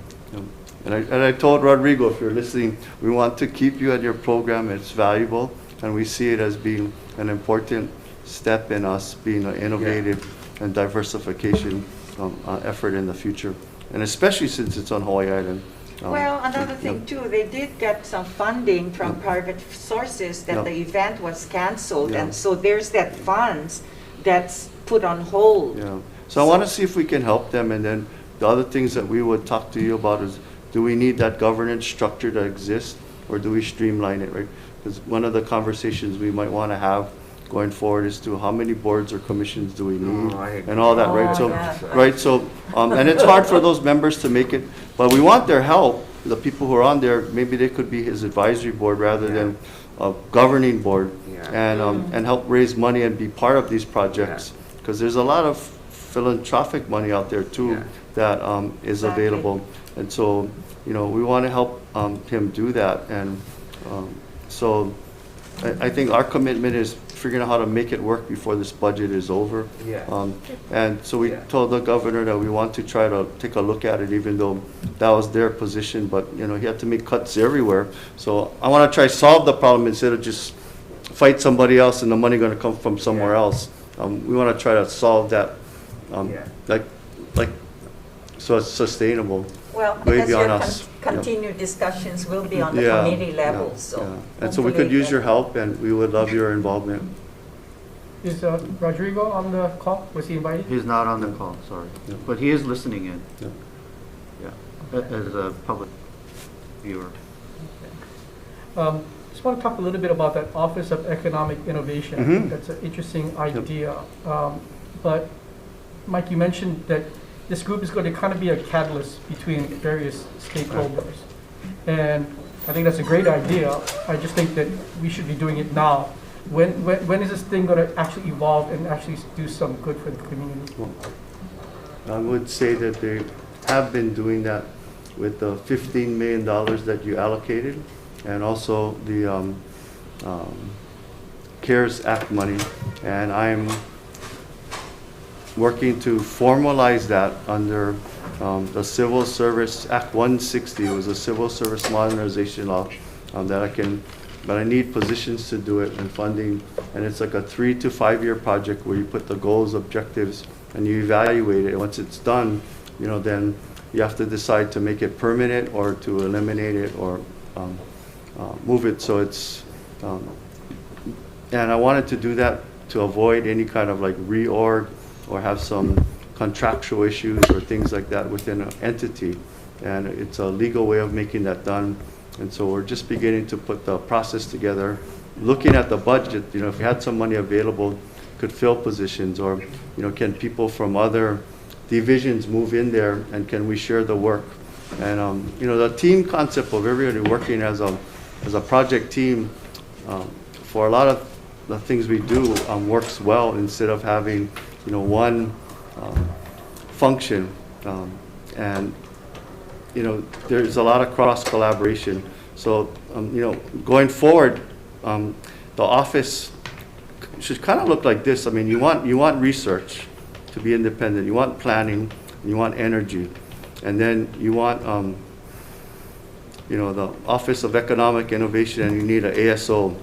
Do we need 2 deputies? Maybe not. Maybe that's, he's the deputy, that's the head of Office of Economic Innovation, not 2 in there, right? Those are all the things that we want to look at, and then how do we support the attached agencies, like working with Len, and, people like Dennis at BDSD, they're the business development part of existing business, but this group is creating new business, and they want to be data-driven and using, all the tools that they have, but they have to be out there, helping entities come in and finding a match. Very much like what you were doing with the drones. So if we had a half a dozen people doing that, we could work actively on that, and that would be their full-time job, is business development. So I just call it Office of Economic Innovation, because they're the cutting edge to the emerging economy.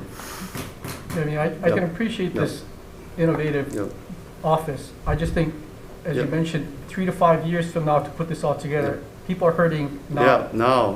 And that's not going to be helpful in getting us through this current crisis. Yes. 3 years from now. So can you tell me about the wait. But it sounds like you guys have 3 people, and we can do it now. Senator, once the governor signs off, it lasts to 3 to 5 years. So then it gets evaluated by everyone, and so I'm trying to create things that will go beyond people like me, so that it's the department has this new culture that's sustainable and continues to go with the changes that are there. Not a new director come in and it's shake up again. So this creates a structure where a new culture is going to emerge, and that's why we want to work with you. If there is going to be a need for possible legislation this year or next year, to just tighten this up, and but I thought it was too early to roll out, because there's things we can do internally. So what we're going to try to do as quickly as we can, Senator, is get that civil service, it's a special project, it's under Chapter 76, I think, approved, and then we can roll that out, and then you can always make legislation to supersede that, but that's existing legislation in place for flexibility, and I don't have to go through civil service challenges and issues. And so I'm trying to use that as an incubator to incubate the new DBED 2.0 and any kind of help or ideas. And I want to make sure the legislature is aligned with it going forward in the future. So one of the ideas was, if we had a statute that said, these projects that they're going on is subject to a concurrent resolution. That has to, then you involving the ledge to kind of guide the work of this this group too, right? Yeah. And I could see you guys having hearings and reaching out, and then again, limited resources. You're giving us a source of funds, and then a concurrent resolution kind of sets out the work plan for the year, right, for this group, based upon the budget, and that might be a new mechanism to help the department work with the legislature, try to do economic development. So, we could create a statute somehow like that, spell out a process. So I'm really interested in that, because I wish I could show you one day all the statutes that we have in place, that people like me or others wrote, that I don't think we need them anymore, but there are 1,200 statutes that exist for these 9 attached agencies. And so I'd like to, in a way, in the next 2 years, clean up as much can, so that it's a new DBED. So any help you need, I think we just, I want to work with you on that. And then I think the next group is going to take it to a different level than somebody like me, because I'll be gone. And then the next director can launch us. And I think, at the same time, we're going to have to do and take care of problems now, right? So that's what this is designed at. Not just reform. We're going to have to fix the economy as we go, and then fix ourselves. We cannot have only one thing. Yeah, so that's what I was going to say. It sounds to me that there's 2 approaches, not one or the other. So there's certain things that are short-term, that you're like, a lot of the CARES money was to get the thing moving. And then simultaneously, there's these other things that you're trying to do long-term. So maybe as you articulate it, just say this is a short-term, because he's concerned really about short-term turnaround to get jobs and the economy moving. At the same time, we are you guys are looking at evaluating long-term things. Yeah. So we need to do a better job of mapping that out, you know, like a roadmap. Yeah. And So then we it's can play with that, right? And then you can say, oh, how does this, yeah, yeah. So you welcome that, and I'm just trying to communicate the idea better so that we can all co-create it. Because it's an idea, and we want you to, you know, co-create it with us. So is the contractor that's helping you create this Office of Economic Innovation, that's Rachel Wong? No, Rachel Wong helped us do training, and she worked closely with this. And her program is called One Shared Future, and it's very simply, I would call it team building, and you know how to work together. So one of the tools that she uses is this program by Gallup called Strength Finders, and you take a test and you get a profile of who you are, and it doesn't look at your weaknesses, it shows you your strengths, and they teach you how to work together with people's strengths and create teams and attack challenges. So it's one of the best programs I've seen, and I think our staff likes it. And they also have programs about self-care and how to take care of yourself so you can take care of your staff. And so it's, you know, back in the old days when I was at DHERD, you know, we used to have a training component, but I think one of the things that we've lost is investing in employees and supporting them in their success. So Rachel is like our first step at that. And, you know, I think there'll be other trainers and other people that, you know, will help us grow. So we call it like DBED University, right? Because so I want to take the people we have and build them up, not just change the deck of the chairs and then bring in a whole new team. That's so disruptive. This team is really good. Now what do we do to just help with the processes, procedures, training, and talent so that we can meet the needs of the future better than we ever could, and be more nimble and more aligned with business and the community, and less government. Can Senator Kidani, you have a question? Yes, thank you, Chair. My question is related to the State Office of Energy.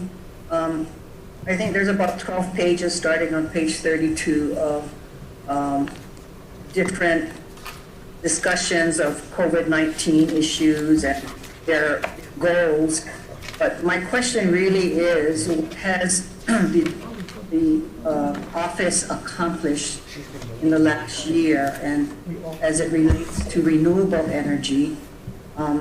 My concern is that, you know, a bill was recently passed that's going to force AES coal to retire in next year. So how are we looking forward? And what comes to mind is, and I know he mentions a couple of solar farms that we have been able to get started. I appreciate that, but you know, it's renewable energy is more than just solar. And I'd like to point out recently that, you know, I didn't see any assistance by this office for Uhunua on the Big Island. Also, recently there was a discussion or a note in the paper about how the seawater program failed and they just gave up. You know, so what did this do to support these projects? You know, and even, you know, facilitating permitting approvals with the state, LUC, PUC, different county offices. Mr. Chair, maybe we should refer to the Chief Energy Officer, Scott Glenn. He can answer. Yeah. Hi, Senator. Aloha, Senator Kirani. Thank you for your questions. Yes, the Energy Office has been very active in supporting renewable energy projects. I'm sorry, are you able to hear? Yes. Yes. Thank you. As we noted in our testimony, we have been supportive. You touched on a couple points, so if I could touch on a couple of them. First and foremost, we identified that the coal plant is scheduled to be closed September 2022. And in order for that to be successful, there are a number of solar plus storage projects that need to be built on Oahu that have been contracted and are going through various stages of development with the PUC and Hawaiian Electric. And we have been working closely with all of those developers to identify their workforce needs and their permitting needs, and to begin discussions with the various permitting agencies and workforce training entities to ensure that our residents have the opportunity to compete for those jobs. And as those projects come up to different permitting thresholds and permitting points, that we're aware of the needs and the obstacles and able to address anything that's coming up. We have been also surveying them to start developing some of that into future presentation material that we'll be sharing once we finish vetting everything for accuracy. Projects on other islands, we definitely are supporting them. Not every project necessarily, and in particular Hulunua, that one's before the State Supreme Court at this point in time, so we haven't been commenting on that. But there are other projects and other technologies for sure. Solar right now is the critical pathway for the coal plant and the Kahului power plant on Maui. Other technologies we are supporting. Geothermal, we've been involved with the Department of Energy to look at renewed resource mapping for that.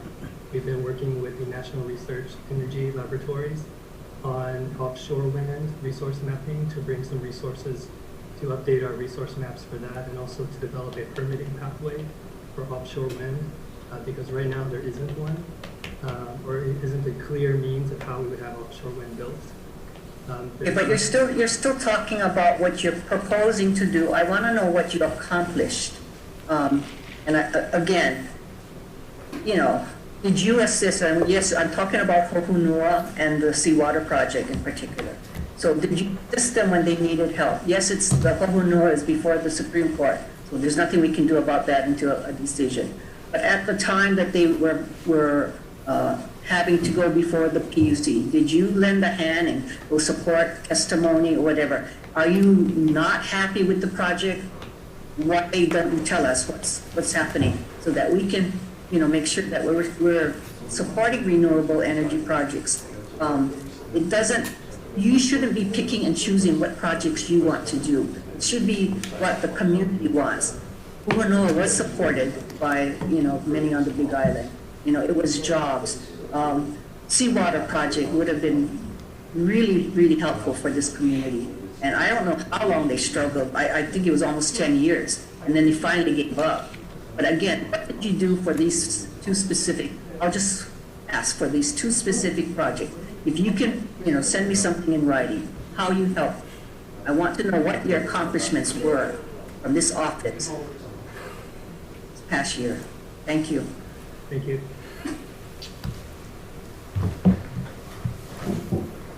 You have a question, Senator Favela? Thank you, Senator, for me asking some of those questions that I had in mind. So that's my question to you, Scott, that not only the projects that you guys have planned for the future, but what we have now, was what Senator Kadani said. And I just like to know where your stance with, and I know being thrown around with the Ocean Windmill project that they're proposing for the state. 134 windmills on our ocean front from Waikiki to Nanakuli. Are you guys in talks with these guys, and how is that going to be good for our environment? Two, now that the cocoa windmills are up and all this is done, and so are the solar farms, how much energy and how much of that is actually helping us to get to our energy goal? Because every time I drive there, half of them is not working. So, you know, there's any way we can get input on that, because we try to get stuff that is done now, like Senator Gadani said, but the ones that we already have finished, is it providing the need for the communities that is infecting with solar farms and windmills? So can you let us know about that? I mean, on that, that's the second one, but can you answer the first one? Sure, thank you, Senator. On the question of offshore wind, as I mentioned, there currently is not a clear permitting pathway for the construction of it. The latest version of the 100% pathway to our 100% renewable portfolio standard, the Power Supply Improvement Plan from 2016 anticipates 400 to 800 megawatts of offshore wind as part of the completion of that 100% puzzle. Now that is being updated currently by HECO with their integrated grid planning approach, and that's currently being under assessment, including updating the resource potential maps. What that means is by 2045, we would have some amount of our energy coming from offshore wind. And we believe we have a due diligence as the Energy Office to both update resource maps and to examine permitting pathways that would allow for the construction of that, but it's not necessarily that these projects will be built at this point in time. The point that we're focused on is how do we get to, if that is the decision and that is the direction the state goes, when it's ready for offshore wind, that there is a means to do it. So Scott, what's your timeline on developing a pathway for permitting of what needs to be done, what the permit would require? We don't have a firm date right now. We are in talks with WAM about that. In fact, emails from them, we're talking about when we think the soonest a offshore wind could conceivably be constructed. No, but I'm not talking necessarily from the developer's point of view. As the Office of Energy, if you see that a permit should be required or permits should be required, what would be the pathway for a company to go through? So just like how we have with Land Use Commission, they got to go City Council for zoning, they got to get infrastructure. What would it take, what would be that pathway for offshore wind that you could recommend to us so that we could legislate something? At this point in time, it's a federal matter with resolving DOD and Department of Energy concerns and Bureau of Ocean Energy Management. So among those three agencies, we're working through their jurisdictional questions. For the state side, it would most likely be the landing cable, and conservation most likely would go through DLNR with that aspect. The power purchase agreement would go through the Public Utilities Commission. Okay. But there's a lot of other steps that need to be cleared to the Department of Defense first before we can really state what a permitting timeline would be. Okay, if you could just write that out and it doesn't have to be extremely detailed, but so that way we could see a pathway for if a company wanted to pursue offshore wind, these would be the steps you would have to go through. Can I? I mean, Can I add something? Excuse me, Chair. Yeah. I went to see the offshore farms in Scotland. And let me just add that my recommendation would be to you, Scott, that part of the recommendations for a developer is that any any offshore farms be beyond the horizon. And that would take care of the environmental aspect, because the ones that we saw, we never could see it because it was beyond their horizon. So when you talk about, and they had hundreds of offshore windmills that, unbelievable.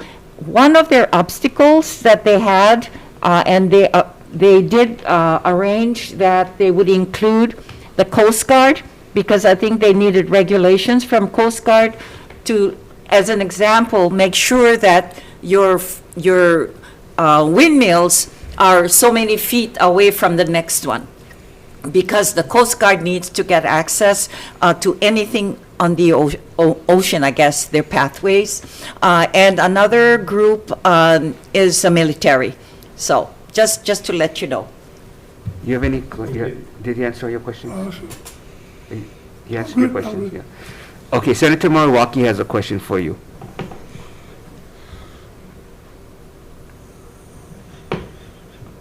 Hi, Scott. Just looking at, I know that everybody was really good at being with COVID, but I'm just looking at some of the work that you're doing, like helping with the vaccination, that's in your list of work. And I'm just thinking that your mission being increasing renewable energy, getting us to clean energy, and transportation. So I'm just looking at what your focus is. It should be in terms of how many projects we have on board, how can we support them, how do we look at whether it's EV stations, How is that going, and how do you have a plan that you can actually tick off and say we're getting closer to clean energy, getting closer to energy efficiency and renewable energy? I mean, how are you putting your plan together so it's more focused on that? And if you're doing work for Hawai'i, you should get CARES Act money for doing that, but you seem like you're really budget restricted. So I'm looking at how are you focusing in and being more strategic in terms of the actual mission of your office. Thank you, Senator. The purpose statement for the Energy Office as set forth in Act 122 is to promote energy efficiency, renewable energy, and clean transportation to achieve a clean energy resilient economy. And our role within the energy assurance and in this respect supporting Hawai'i is very much that resilience portion of the economy and the energy sector, which is a role that the Energy Office has played traditionally. With COVID, we took on additional responsibilities with helping companies identify their critical energy infrastructure workers, so that there's only a couple people in each company who can do certain jobs. And if any one of them or a couple of them become exposed to COVID, then it compromises the entire operation of that energy infrastructure. So we work directly with the companies to identify those people, ensure that they had sequestration measures in place. And we were identified by NASIO and the Department of Energy as having developed a best practice for working with companies to do that. As we moved past the immediate threat of COVID and the unknowns around it, we also started working with them to prepare for the vaccination program, and similarly to identify lists of employees that would be most important for getting the vaccination. And it's really thanks to some of our staff that energy workers are classified as the 1B in the vaccination program because of the advocacy and the roles that energy has in supporting all of the work around vaccination and COVID response. So we were able to help these companies identify their staff so that when it's time for them to get the vaccine, they're ready to go. They have people identified, they're slotted into when the reservations open up for them to get it, and then they can be taken care of. And that's just a foundational aspect of our energy ecosystem, because we're still 20% reliant on fossil fuel for all of our energy, even as we're promoting renewable energy. So in terms of helping these on the vaccination, Hawai'i work, did you get CARES Act money, or is that just your goodness of your overworked staff helping out on identifying these critical workers? We did not get CARES Act money.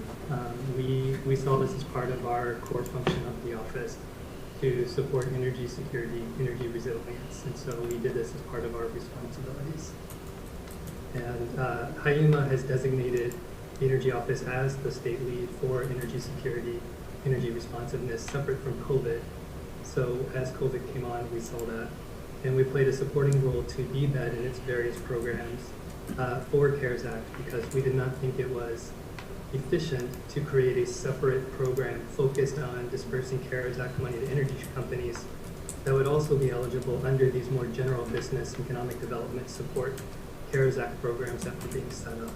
So we played a support role to Gwen, to Dennis, and others, to Len, on identifying how energy companies could benefit and participate in the various DBED CARES Act programs.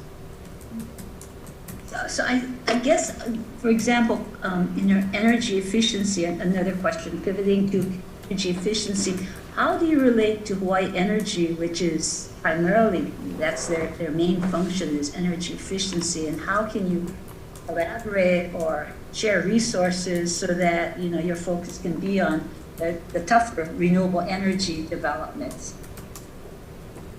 Excellent question. We've been working very closely with Brian Kealoha and Hawai'i Energy over the past year, especially as we had to shift focus to COVID. We've been trying to work with them more. Also, coming out of last session, there was a lot of attention on how the state can reduce its electricity bills. So we've been looking at how we can improve the state's energy performance contracting approaches, as well as strategic energy management cases for how agencies can reduce the electricity bill. Hawai'i Energy has a very important role to play in that, and we've been working with them to develop some approaches for how we can work with DAGS, UH, Department of Education, and other agencies that have high electricity bills, energy usage, to better control and reduce their energy usage. So that's certainly a place where we work with Hawai'i Energy. So is DBED, your DBED's energy efficiency different from Hawai'i Energy's energy efficiency, or how do you differ so that you can look at better use of resources or shared resources or not duplicating resources? Hawai'i Energy, of course, is ratepayer funded, and their programs are available to everyone, not necessarily just to some. In our statutory mandate, we do have as one of our priorities is to help the state reduce its electricity use and increase energy efficiency. So we've been trying to play more of the facilitative coordinator role with helping Hawai'i Energy have conversations with state agencies on how they can participate in Hawai'i Energy's programs. Separate from that, we also have an existing contract with a third party to assist state and county agencies with doing energy performance contracting and other energy efficiency measures. So that way we can provide technical assistance directly to agencies as they work inside from a government perspective on things like procurement, contract drafting, scope of work drafting, that wouldn't necessarily be appropriate for Hawai'i Energy to be participating in as a third party private company contracted by the Public Utilities Commission to handle the broader energy efficiency measures. I just bring that up because as we look at being much more strategic and energy efficiency was included in the broad charge for DBED. Hawai'i Energy came on the scene later and is, as you say, ratepayer funded, but offloading costs, the kinds of things they could do and the heavy lifting on, and if you're providing more facilitation, technical assistance, that should be more hand in glove because we're all one state with similar constituents. Really looking at how you might look at the separate agencies and their roles a little bit more carefully on energy efficiency.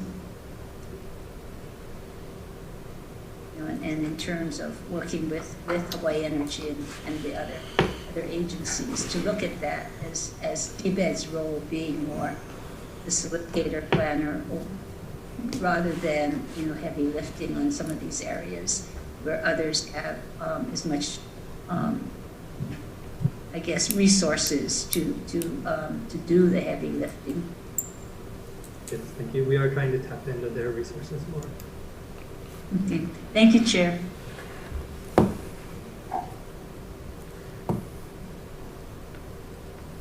Senator Wakai. Thank you. I just have a couple more expenditure questions. Mike, going back to the training team building program you mentioned, the DBED University, as you called it. I think yesterday you told Sylvia that it's already cost DBED $200,000 for this program. What's the entire cost of this contract? I have to go take a look at the exact number of what it is per person. I was referring to the 200,000 in my head, and I'll put a complete number together for you and her, but I don't want to pull a number out of my head to say what it is. Some of the money that she got was in kind donated from a private entity to do this kind of work. So I'll get the exact numbers that we had expended on it, and the two positions that are in there. One is Scott's, and one is Lawrence. Yep. So this is coming out of the $15 million appropriation? Is that the pot of money it's coming out of? No. We're using the $15 million for programmatic money only. Okay. So where is this money coming from for this DBED University? That's existing monies that we have, that we use for training. So I don't think that money is, I don't want to pull out a number, but it's not. You can just respond later. Yeah, I'll get to you. But we'll follow up with yeah. And I want to ask about, you have a contract with HIPAA for $750,000 for economic recovery plan. When's that going to be delivered? We're working on them now with that, and the governor's office, and we're trying to lay out a roadmap that goes beyond this Beyond Recovery Plan. It merges all the plans from the school facilities plan to the the initial things that the navigator worked on, which is very helpful. And there's a resiliency economic plan too that Ally's doing. So we want to merge all those plans to show you guys where they're at and how the different boxes are. And ours is going to be about ultimately, how do we create this new economy using the community and creating, what the placeholder is right now, DBED 2.0. And I think this is something the governor's contemplating about whether he's going to talk about this or not in the state of the state. But we have people working on that with us and a number of people along that route. Yeah, they're a community engagement piece and try to bridge the community piece with the policy piece and the needs out there. And we see this as being interim work more than it is about a specific bill this year. I mean, I see that, diversifying our economy is going to take years, and I assume that this HEPA contract will look at that. But is there any way to press them that they got to get something to us sooner rather than later, in terms of we got to get people working in 2021, yes, not wait for the grand plan and then get it 2 years from now? Yeah, I mean, exactly. So when can we expect some deliverables with this contract? It's not so much the contract, but I think it's our work too, and we'll use them as part of this. And so I think the things that we're going to come out first with is this notion of remote work and the possibility of what Hawaii's people have available to them, because some of the jobs that they're in right now may not come back. But if you look at the skill set and talents that our people have, they're amazing. And so if we can get them to feel comfortable about working remotely, using a computer, and being their own generator of income, whether they're working for somebody outside or their own business, I think we're starting to create a more innovative entrepreneurial community. And so, we're starting off with data of there's 38,000 people pre-pandemic that have been working from home. And so we want to examine all the policies that go with it and incentives and look at what's the impact on housing and infrastructure. So that's why we have a number of prototypes that we're putting together. So I think in the near future, this session, we'll roll that out to you of what the state of remote work is and what possibility it offers the people of Hawaii, and what else do we need to do to help them kickstart that. So I see that as the first piece of work. And the $750,000 for this contract came out of which bucket? Which This HIPAA contract is $750,000, right? I think that came from another source of money that was provided on a couple. You can check and then just send us. Yeah. So we'll send the follow-up It memo. didn't come out of the 15 million. Yeah, it was during the navigator time. Yeah. Okay, sorry, one final question. Speaking about the navigator, I understand that DBED paid Boston Consulting Group $1.75 million for work that was done for the navigator. Yes. Where'd that come from? Where'd that money come from? That money came again from general funds that were allocated to us to help do that. And that was to provide all the initial work that you see now that is laid out in all the COVID, .Hawaii and all those types of documents. So they were the groundbreaking group that helped us see our way through. So it manifests itself in all the products that we have today, including the Beyond Recovery document that is in place. So we paid for that out of, I believe, general funds, but I'll make sure I get you the confirmation on that. So they did bits and pieces, but they never came out with any kind of final report, right? There is some kind of final report, but their funds got cut off, and so there is a cutoff date, and I'll put together some material for you so you can take a look at that. Okay, thank you. Thank you, Mr. Carter. Because we're totally out of them now, and but they were very helpful in the beginning. And thank you. Thank you. I just had a quick question again for Scott Glenn.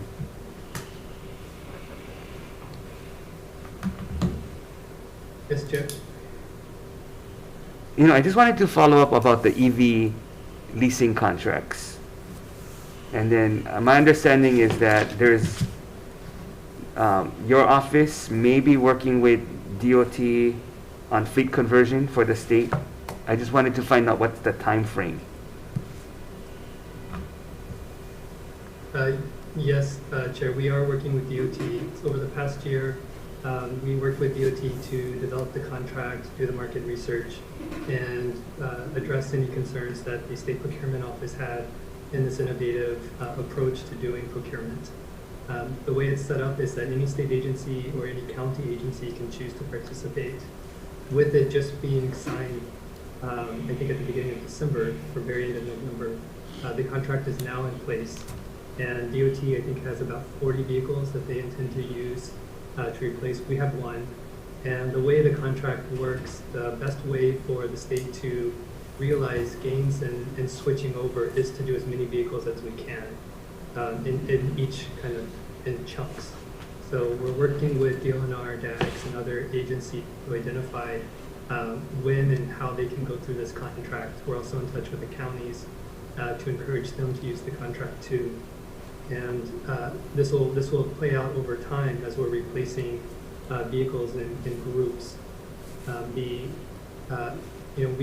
think that the last session there was a discussion about whether a 2035 conversion date for all public vehicles would be possible. And we think with this contract in place now that it is. We've done the heavy lifting on the procurement contracting side to get a mechanism in place to replace the vehicles. And not only switch to EV, but save the state money in operating costs because the cost per mile for gasoline and maintenance of internal combustion engines is higher than the infrastructure and the cost for electricity to charge them. No, I think it's a good thing. I just thought the contract or the time frame would have been shorter because I think that this is very positive and this is where we should be moving. So for all light duty vehicles, what's the soonest you think we're going to be able to convert? The entire fleet or just start converting vehicles? No, the entire fleet. The entire fleet? Well, Deputy Director Sniffen and I have been looking at estimates of 2030 to 2035 to do the entire fleet. There's a lot of internal state procurement processes that happen too, that when you replace vehicles, you have to make them available to other agencies. And so there's this kind of passed down, hand-me-down approach of state vehicles that also have to be worked through as we replace vehicles. And so that we're still firming up how that works with the replacement of EVs in that scenario. And whether ICEs still have to be circulated among state county agencies and others. So your time frame for full conversion is 15 years? On the outside, and on the inside, 10 years. Okay. I mean, I think that's the right direction. I'm excited. I mean, that's really going to be exciting when that's complete. I just hope that we can shrink that timeline or shorten that timeline because that's going to be really positive for us. Thank you. And then Senator Moriwaki had a question for HTDC. Thanks, Scott. Hi, good morning. I'm looking at HTDC as sort of one of the innovators, supposedly, on getting new industry started. And when I look at what they're doing, it was supposed to be for a growing high-tech industry, but they also were involved in the COVID, the $10 million that went to supply chain supplies and PPEs. And so I'm just wondering, what is the focus of HTDC, and have they, what are they doing in terms of developing businesses for Hawaii, staying in Hawaii? And I remember the Economic Development Committee asking where these industries or businesses that were assisted, are they still here? Are they thriving here? And I just want to know that goal of 80 by 80, $80,000 jobs for 80,000 people. Where is that goal? And if HTDC, you can help me understand the different projects in your, how they're getting you there. Thank you, Senator, for the question. First, I just want to clarify, I think a lot of people don't understand the connection between technology, innovation, and manufacturing. And one of the things that we've been trying to help clarify is there's a strong connection between manufacturing and innovation. Yeah. And a big part of our program is a federally funded program by the Department of Commerce called the Manufacturing Extension Partnership Program. So we're funded about $700,000 a year to support Hawaii manufacturing. And so when we were asked to do the PPE supply chain grant program, we were very appreciative and happy to support because we do have experience and understanding of supply chain and we have existing experience doing programs like that. Yeah. The place where it really intersects is one of our core programs is called the Small Business Innovation Research Program, SBIR. And I think if you might have heard me talk about this in the past, this is what the national NAICS classifies as pre-manufacturers. So the people doing the research, they're doing research on something that will become a product. So it's considered a manufacturing category, but it's definitely core and the intersection of what we're trying to support here and what we're federally funded to do. The last time we did the SBIR Phase 2 program, which was in 2019, we funded 14 out of the 16 applicants. We were able to provide $900,000 in matching funds. But these companies brought $53 million into the state. This was a record year for Hawaii SBIR. And it's just unfortunate that this current year, we were not able to continue that program because we're not appropriated funds. And moving forward, we're not appropriated funds. So this is, in terms of the 80-80, I think you'll see in our testimony, we admitted that we might need to set our sights on a different number. I think the target is still the same. We're trying to get these high-paying job opportunities here in Hawaii, but without the resources available, it's a difficult proposition. We understand the shortcomings of the current budget, and that's why I think we've consistently said that we pursue federal funds wherever available, and we use whatever state money that we get to bring in more money to the state to help provide service to the companies. In terms of technology, in the past, most of our focus has been on this research, and we also fund the accelerators, the tech accelerators here, for example, doing software or innovative products and trying to expand their market. It's really taken a different focus. Under COVID, it puts a lot more emphasis on e-commerce and digital marketing. I think there's a whole digital transformation that needs to happen with current Hawaii businesses, and this isn't just startups. I think these are existing businesses, and we're not just doing technology or innovation for innovation's sake. This is applied technology, applied research. We're partnered with some of Hawaii's leading larger corporations in the True Initiative, just trying to up the game of the local business community in terms of their technology. And I think these are all components. Everybody's doing their part, but there's definitely more work than there is funding available. I guess what I'm asking is how many businesses or companies have you helped or trained or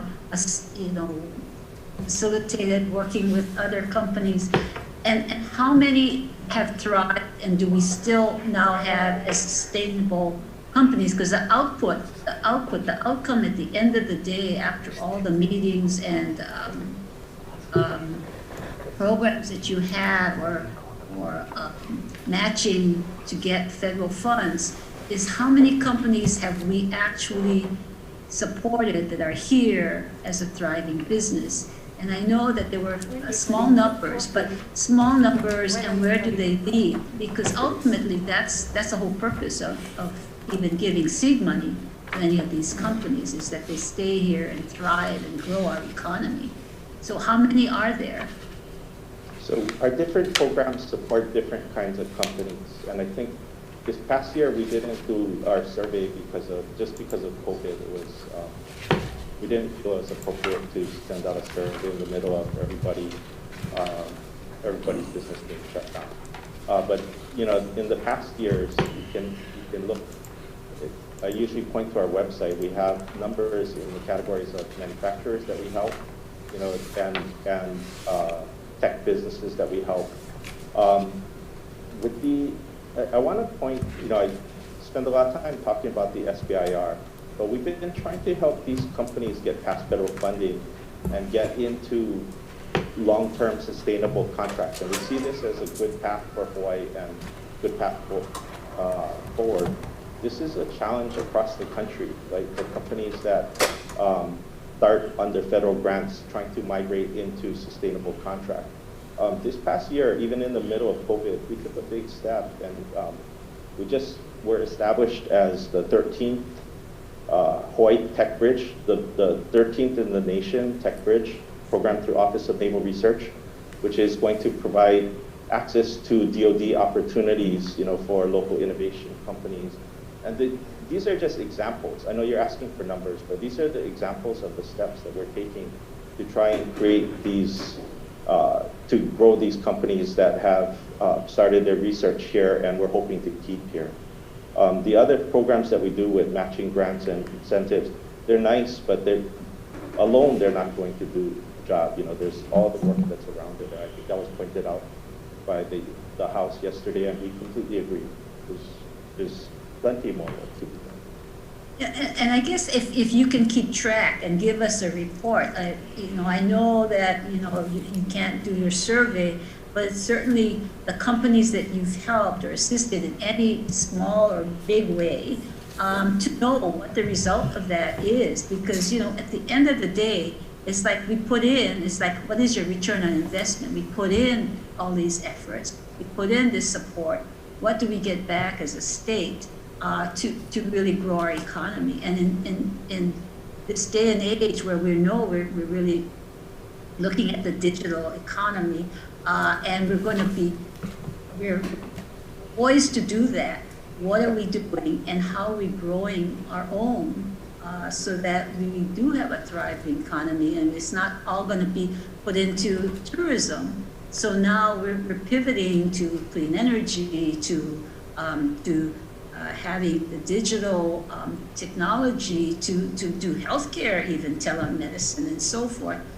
That you know, those are the kinds of things that if supporting any of these organizations or businesses and helping them to grow, they should be growing here and not getting, you know, their seed money from us and moving, you know, to bigger and better pastures. So it behooves us to keep track of that, and I'd like to see a report every year, in fact, of how many businesses are still thriving that we supported and are still here. And I think we've been asking that for a number of years. If you can do that, it would make it easier for us to fund and give money as matching. We're getting federal funds or whatever kinds of funds you can get in to grow these companies, but they need to, you know, give back to our community. And we don't need the numbers. Yeah, your point is well taken, and to be fair, you do ask the same question every year, and you know, I kind of respond the same. I've been responding the same way, which is not good enough. You know, we provide an annual report every year, providing exact numbers of what we've awarded, where it goes, and the economic impact on this year. But year over year, you know, how does that program, because economic development is usually measured in 10-year cycles, right? So we want to see what happened, you know, the work that we've done, how is that impacting over time? And the main challenge for that is the programs have changed over the time, and the continuity of funding is not there. So we have a few examples, and the SBIR is one where we can publish a report for 20 years, and that actually shows the steady growth over time of this industry, and I think that's exactly what you're asking. And it's not just the successes, if you're giving X dollars to a company, they should be required to tell you where they are in a year or 2 years, and we should get back that information. Sure. And they say, okay, they failed, okay, they went belly up. We should know that and why. Senator And you say, Marwaki, we're just not giving money. what we can do is take a list of what you would like to see, and then we can send HTDC and DBET a memo, so that we can have a follow-up. Thank you, Chair. So I want to end it, because in 15 minutes we have our next info briefing. But I just wanted to find out, and you can send it later, because you talked about something I think critical to where we probably need to be headed with teleworking. So does DBET right now, is it in a position to create a goal of, let's say, at least 10,000 state workers should be teleworking, 5,000 workers from the private sector should be teleworking, and then how you're gonna, to some extent, work backwards to achieve it? Are you there yet, or? We want to get there. I would like to set a goal, and people have been pressing me to that, and we need to do some work. But I think that would be so helpful for everyone to understand what the size and scope and opportunities are as we put into the goal. So we want to do that, and sooner than later. Okay, because in that way, DHERD hopefully they can do their part in trying to figure out from a statewide perspective how they're gonna start to move that along. Because I think they'll probably, and then the departments individually would have to review, but sounds like what you're doing what somebody has to do in trying to create these benchmarks for it. Yes. And, meeting with a lot of different people personally who are going through it, including, people who work in the visitor industry, who some people think maybe aren't able or capable of doing that. And I would, had a interesting conversation with somebody in the media with that, and I said, you'd be surprised if you meet everyone how talented those people are and what their skills and capabilities are, and the jobs and things they did in their professions. They might have come from a different country, but they're licensed doctors or lawyers or in other kind of fields. And so I think Hawaii has a wealth of talent that could be remote or online workers, that everything from a call center to a tutor to Maytag repair help desk to coding to doctors doing X-rays who I have people Contact I meet tracing. who, I have people who are remote. reporters for multiple business magazines who are here writing stories every day. People who work for search groups and guys who work for manufacturing plants, and they live here, and they're from Hawaii. So what's your timeline on trying to get at least the report, or sooner than later? Yeah, I mean, if I could have it tomorrow, so I'm trying to gather the resources to put it together. Okay. We have a wonderful project with 3 different entities now that are going to put things out, like the movers and shakas, or this other group and another group, 3 separate types of programs that I think will give us good data that ultimately we can give to workforce development and let them be the ones to nurture this and take it over. And we've been meeting with the unions, and they're training trust funds too. So we're trying to put together a roadmap, or a mini strategic roadmap on this. And so maybe Senator Mass, just keep bothering us. Say, is it done yet, Mike? Is it done? Because I think that's going to help us even with CIP. Yeah. Do we need as many buildings? Yeah. Do we need to use that much electricity? Do we have to put more infrastructure into, like you mentioned, broadband to support that new Because environment? I think broadband is like the lights. In the old days when people started getting lights, they could study at night. And even if you look at underdeveloped countries, people still sitting underneath traffic lights to do their work. But if you can bring broadband into someone's home, it's not only a library to learn, but it's a business to create a new life. And I think there's tremendous tools there that if we can use our community colleges, like you've always advocated, to be the group to help make that happen, I think we can face the future of COVID with less fear and not have to rely on only one type of job that gets us going. And maybe it won't be the end all be all, but it would give our people the confidence and flexibility that they can weather the storm in these times, and maybe it'll be a supplemental income, and maybe I only work one job physically, and maybe the other jobs I do at home, and that would change the quality of my life if I could do that. And I think Hawaii's people have the talent and skills, and I think, you know, it's an exciting time. I look forward to seeing what you guys come up with. Hopefully we can get that before May, you know, at the end of session. We need to get it to you during session. Yeah. You know, because that might help us with some of the policy decisions. Yeah. Well, thank you. Appreciate it. Thank you. Thank you. Adjourn. And we'll get answers to the questions. Yeah, we'll send a memo. We'll follow. Okay. Thank you. And thank you very much for your time and working with us. No, thank you.